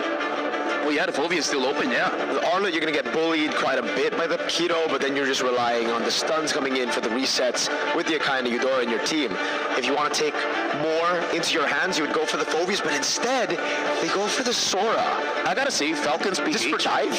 Falcons PH, at least for this matchup, looks like just more damage, right? A good offense is a good defense. So a lot of firepower coming in from Falcons for the first match in game number 1 and game number 2. Because it seems like with the Sora pick here, it's more of like, all right, we don't care about the lane anymore. We're just going to go for the team fight, because the Paquito is usually an answer to the Sora in lane. And at this point, why would they? Whatever works last game could work again. Confidence for Team Falcons PH trying to close it out over GZG. Let's send it over to our casters, see what they think as Gideon and Brigitte join us for game 2. Thanks so much, Reindeer. Let's jump right into this. We are ready for battle, of course, but right now, it's about trying to figure out how to get underneath the skin of each of our competitors here. And so far, currently at match point, it's Team Falcons who are leading that charge. We want to see how GZG is going to try and turn this around. And I agree. I would want to see more from Team Falcons as well. It was already brought up by our panelists. Initially, I think heading into this tournament, you were really expecting them to be one of the cleanest, but game 1, GZG pushed them to the limits by just a little bit. So this time around, though, things seem to be pretty different, draft-wise especially. Oh, what a sneaky little invade here by Kyle. Able to take a camp out. He figured out the starting path and was able to take at least one of these camps. This does mean that it's going to be a bit of a delay. However, you're going to see Recall here going to try and contest this. It's dangerous stuff, and admittedly, they played it well. Even Haji getting into the right position to see it happen. Yeah, somehow equalizing the advantage in the early game, given that Kyle did take away one green cap, but a quick look onto the emblems as well. There seems to be the mid-duo taking that PYT. Interesting stuff, but at the same time, I'm liking the way that Falcons are actually playing this right now. Flap gonna take a bit of damage here. What's that? Felt like that was a kill angle. Yeah, if it weren't for Oakwood. Yeah, but even then, I think that should have been a solo kill, right? Empower jab into auto attack would have been like more than enough to take him out here, but now, this is something unexpected. Xing did not expect that, but it was still Guangzhou who actually picks up first blood. They find Haji in exchange of Xing, but it's a double kill now for Kyle, and it seems like they got the better trade. A much better trade, in a matter of fact. And May understood again. This Grok can be a game changer. The problem is that it's very timing based, right? You have to maintain control over tempo. It's not a fight on a dime type hero. You really have to kind of set the plays and really find the right angles. At the same time, with tempo. Whoa! All right. So we know that Kyle's on top side. Okay, and now you know the Modi's just holding this bush. We're seeing dangerous grass in a while, and now it's Falcon starting it up. But Recall and the rest of the members are gonna be here too. Flap trying to look for an angle. He's not gonna go for the setup just yet, and there you go. But it's still Recall actually winning out on the red trade battle. Racing to it, already committed here by side, and Soti will not connect. But Oakland still goes in for the knockups and the flick of the Flap. They still actually find Xing, but they might just get traded out. Unfortunately, the heavy spin will keep them safe. The knockups, however, close call for Oakland right there. What a timing by both of these supports. They both knew we're about to hit level 4. Just give me the right timing. I just need to reveal one extra person. The tech charge alongside with a heavy spin. Life-changing spells. And now you get to see how these compositions actually want to play the game now, right? Falcons, understandably, hey, even though it's a skirmish, we can't risk losing these big spells before the most important fight. But look at Kyle, repathing down towards the purple side, knowing that Hirara is on the orange buff side. Yeah, I think the only small win really that we could really consider from that was the fact that Recall still got the objective. Other than that, the team fight, the post-turtle takes seem to have really favored Falcons, especially as Recall has lost on so much resources at this point already. Fortunately though, he's not really as behind, but you can see that Kyle is really having such a good start. Wait, keep your eyes out here. Flap might find an angle. If he gets on top of Xing, it might just be over. It doesn't reveal him, but he's going to walk through. Good check. Good game sense. Yep. They could not afford to lose out on any more. At least Modi, I think, would be communicating every single time he feels that Flap isn't within the area.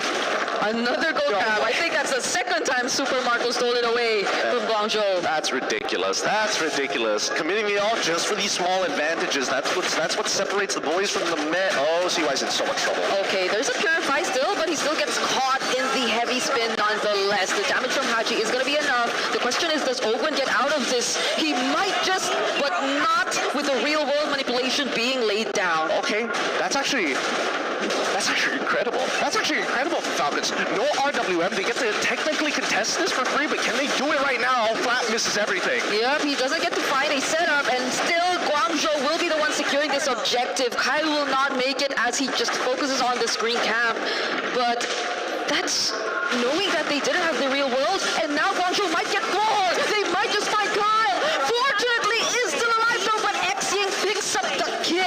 Now they're gonna go for the chase. It's May and Xing trying to get back under their turrets. Another barrier laid down, and the flicker to get out. Oh, this is ridiculous. That fork lightning. Oh no, wait. Does he have? Okay, he does have body slam, but CY chasing this really isn't gonna get much until he gets that Trinity build. But my goodness, getting to see the fork lightning being spammed like what, 3 times? I know that they changed the cooldowns to it so that you can like chain it together much easier than last time, where you needed to be like level 11, level 10 around there to get it consistently. But now here at level 7, I mean, Haji is doing it consistently too. Yeah, and at least for Falcons, despite what happened earlier on, it didn't really they didn't really lose the advantage. Like, they still have the advantage in their hands nonetheless, despite Flap slipping up on that setup and them actually not being able to contest for the objective.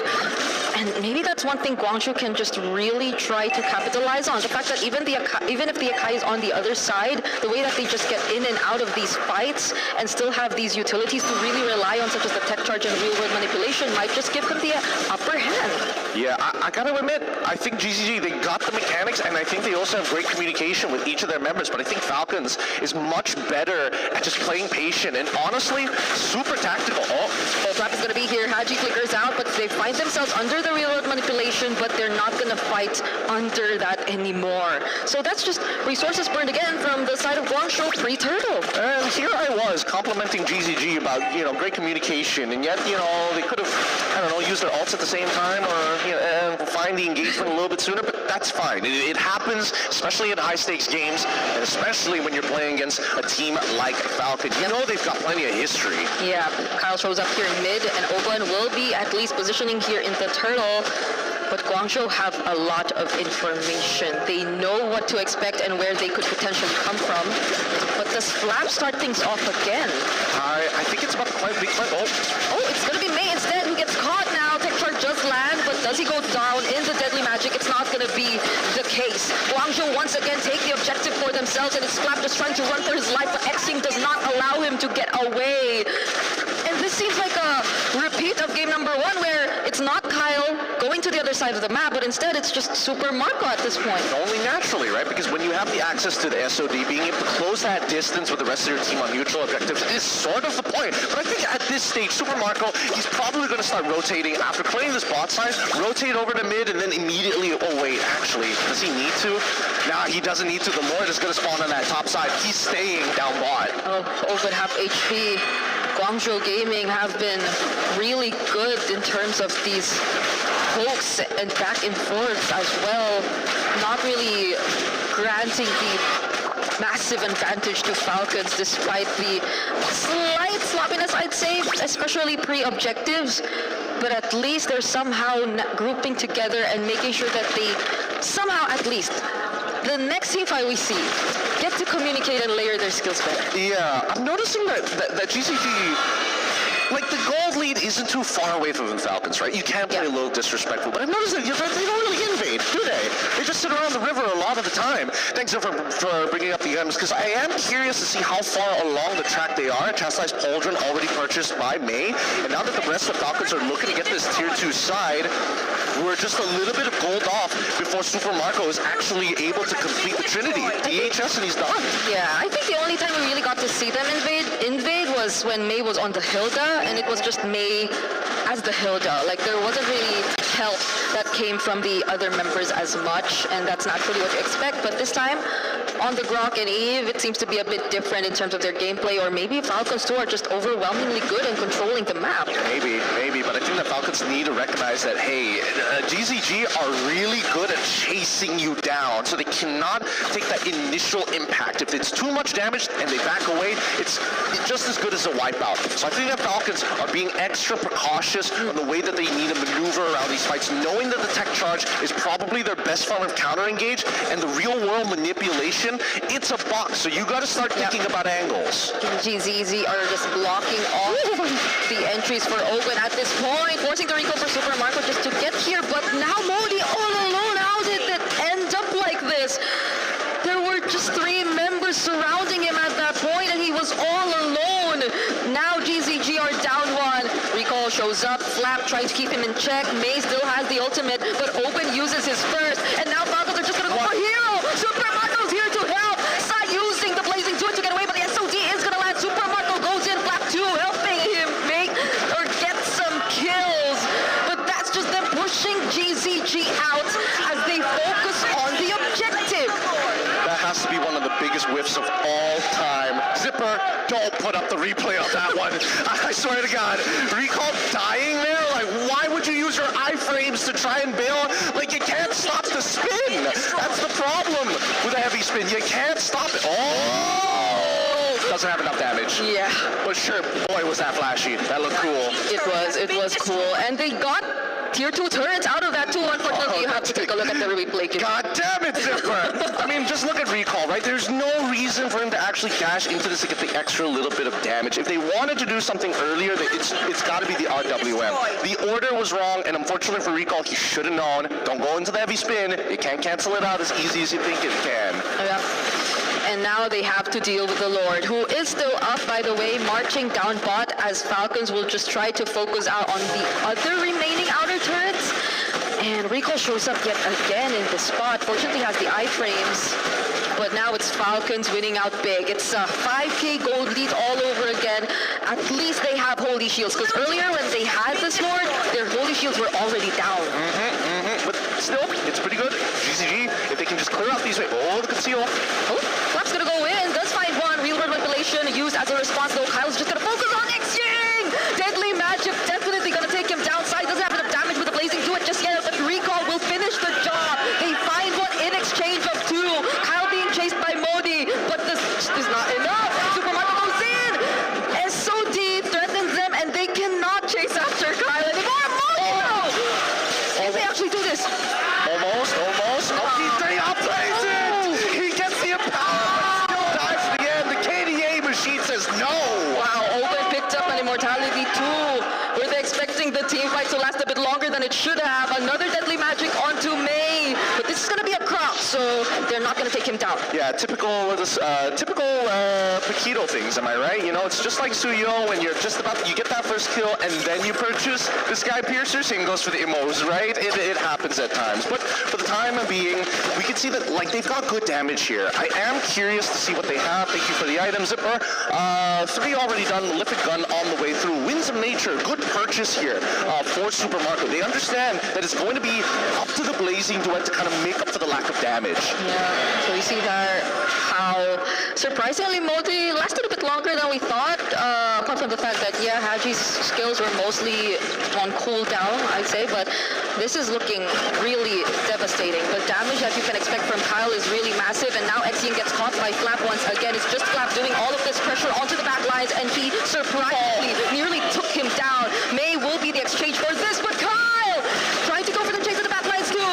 GZG now have left Recall all alone against 5 of Team Falcons.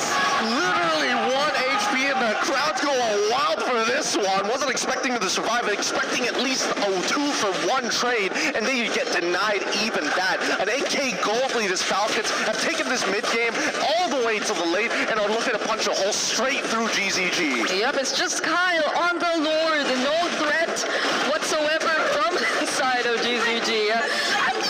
Sai can still hold on to this Purify later on for this upcoming siege, but it's looking scary. The ways that Falcons can just attempt to go in for a dive. Yeah, I gotta give it to Modi though. Although the build is a little more defensive, not looking to take full advantage of the kit in multiple different ways, I think getting a War Axe might actually be profitable for him. He's been playing a really good peel. He saved the life of Seeing, and I think they got it. Oh! You just mentioned him. You just mentioned his name, and he nearly went down. Don't worry. If it's not for Modi, it's May who's going to block the damage. They are working in tandem with each other. They have to at this point, because they're the only ones that GZG could really rely on when it comes to the all-out team fights. Kyle is going to hold this bush.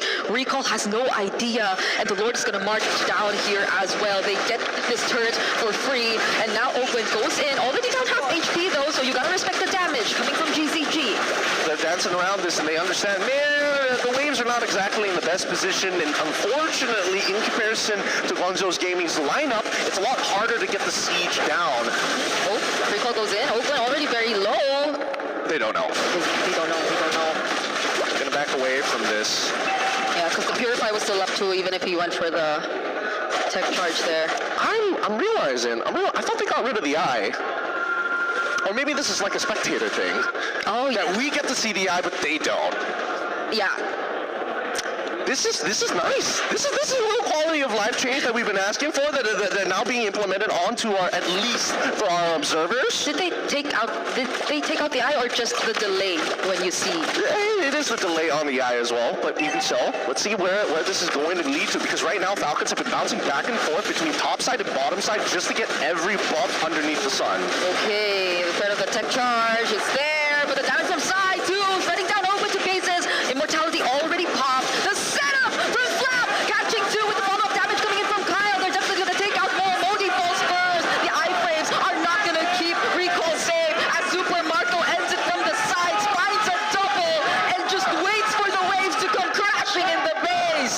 chop to the neck. Trying to break the neck now. Trying to go for the throat. Seeing what can he do? What do they have access to? They could try. No, not even the RWM is accessible. And Falcons will close this game out with a clean 2-0 against Guangzhou Gaming. With the wipeout at that to end game number 2. Falcons were just everywhere. They could not find the best setup for Guangzhou. They had to worry about all these backlines, these surprises that had to come in from Team Falcons. But this is a learning experience. It really comes down to the little things in the game that slowly add up. I wouldn't say that this is a complete defeat for GZG, but a huge learning experience for what is to come later in this group. Yeah, the fact that Falcons haven't had the cleanest of games in their debut here in MSC already goes to show the potential that GZG actually have in this debut match. It's some good stuff and a very good showing so far, as our second series of the day has been exciting just to see what our professionals are pushing the meta towards and what they've been experimenting. And I kind of like it because now they're showing multiple flex picks, and even over going on this Sakai opens up opportunities for other teams to say, hey, this could be a drafting technique we can utilize. How long have we been wanting for different things in the mid lane, right? You get it in the first day of MSC, where the Eudora seems to be showing up more often than we expected it to. And the flex picks on the picks you're so used to seeing in certain roles as well, the direct counters, the draft sequences. There's just so much to understand and uncover here in MSC. What is that? It gets you every single time. You should expect it these days, especially now that the meta is heading towards Eudora. Because now, there's so many things Eudora can do. The extra movement speed, the multi-stun, which has been changing a lot of these fights. Like a surprising amount of AoE that most people don't associate with Eudora because it's been too long. Now, we're going to head on over to the stage to have an interview with our winners, Team Falcon. Hey guys, Rose here with Super Marco up on stage after a 2-0 lead sweep up against Guangzhou Gaming. Super Marco, welcome back to MSC. How are you feeling? I'm feeling good. You're feeling good. He's shy. Now, Super Marco, I want to ask, how different is the Super Marco this year compared to the one we saw in 2024 that made it all the way to the grand finals? I think still the same because I'm still motivated and I'm eager to win. Wow. No, that was a really good answer. Okay, let's discuss game 1. Because in the first game, we saw that the first few minutes of the game was primarily dominated by Guangzhou Gaming. So did you guys get shocked, honestly, at how aggressive they were in the early game? I think they just maximize our errors in early game. That's why they got the advantage. And how did you guys manage to keep yourself composed and come back for the later part of the game? We just maximize their errors. That's why we came back. Yeah. You guys capitalized on the mistakes that they played out in the game, which honestly boils down to experience, if you ask me. Now, Super Marco, 2 matches into MSC, and we have witnessed some very, very interesting picks that has debuted this year, like the Brody coming out from you. So I want to ask, what made you guys decide to pick Brody? I don't know. Brody's just meta. There's no other reason. It's just meta. It's just meta, so why didn't you pick your Brody skin?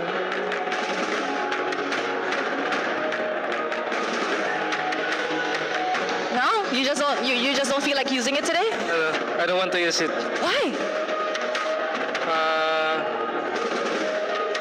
I just don't feel it. You just don't feel it. Now, I did hear that some players don't like to use their own skin because they said that they feel like it's cursed somehow, that when they played on the international stages, they do end up losing. Is it the same case for you? Yeah. There's a curse. All right, we shall not ask further. Super Marco, is there any words that you want to say to the fans that has been supporting you guys? Thank you sa mga pumunta sa venue tsaka sa mga sumusuporta sa amin dyan online. Sana supportahan nyo kami next match. He said thank you to everybody who came down to the venue, and of course to those watching at home, and he hopes that you guys can actually support them in their next match. Congratulations, Super Marco, and thank you very much. That's it from us here with the post-match winner interview. Throwing it back to you guys at the studio. Thank you, Rose, some time with Super Marco there on stage. The fans, you could hear them, they were elated to see him moving on. 2024 grand finalists in Team Falcons, back again to try to claim the title and fill out that trophy cabinet. I'm Rene, joining you back here on the studio panel with Mirko and Lefel to close out our second series of the day. Mirko, it was all Falcons all the way. They did do some different things than what we saw Team Vamos do in the earlier set, but it was the same result. Just pretty much a team that seems like it can go far in this tournament right now versus a team that's still trying to figure out how they want to succeed in the meta. I think it's the same again, right? We saw the early game, we saw the template. When it was still template, early to mid game, they know what to do. They know exactly where to position themselves. They know when to gank, how to get prio. But once it gets to a stage where they have to be a little bit more creative, when it's hands off for the coach, when it's no longer template, they're lost. They don't know what to do. They don't know where to rotate. And I really feel like in this game especially, a bit naive a couple of times, walking past some of these bushes, May not opening up for CY. Dude, CY, that one moment where the clock walked out through the bush, I was like, oh my god, why is the roamer not opening up? Mirko, this is why I see in dangerous grass, it catches you whenever you autopilot, because I play as a roamer, and sometimes especially I'm colorblind. Dude, I'm colorblind, right? These are issues, right? I mean, like, these are issues. Yeah, like, real issues. There are things that make you overthink, like, for example, even questions, right? Players are struggling going up against Eterna, and now Rose, even Super Marco's like, I did not get this in PR training. They didn't tell me what to do when they asked about the skins, right? Look at his face. He looked more scared in that interview than he gives like, oh my god, what do I answer about the skins? She wouldn't let him go either. She wouldn't let him. She's I like, know Rose now. She's not. I got you. Yeah, why? Say that again. Exactly. A little louder, please. So here's the thing, right? In game, I feel like quite a lot of players have been investing a lot of time in trying to establish the meta and all this kind of things, sometimes to the point where you overlook certain aspects. And that's why Dangerous Grass is something that I really look forward to, because especially if the game goes long, somehow the grass just disappears from your mind. I don't know what they call it in science, but it's probably no grass in your face. Maybe. Maybe it's like wearing a watch where you kind of stop feeling it after a while. It blends into your wrist. And then you just check your phone for the time. That's right. Exactly. That's right. Wait a second. I got my watch on. Guys, 18-6, 15-minute game. I'm struggling to try to figure out a question to ask you guys that could have an answer to support Guangzhou Gaming or a team on this back foot.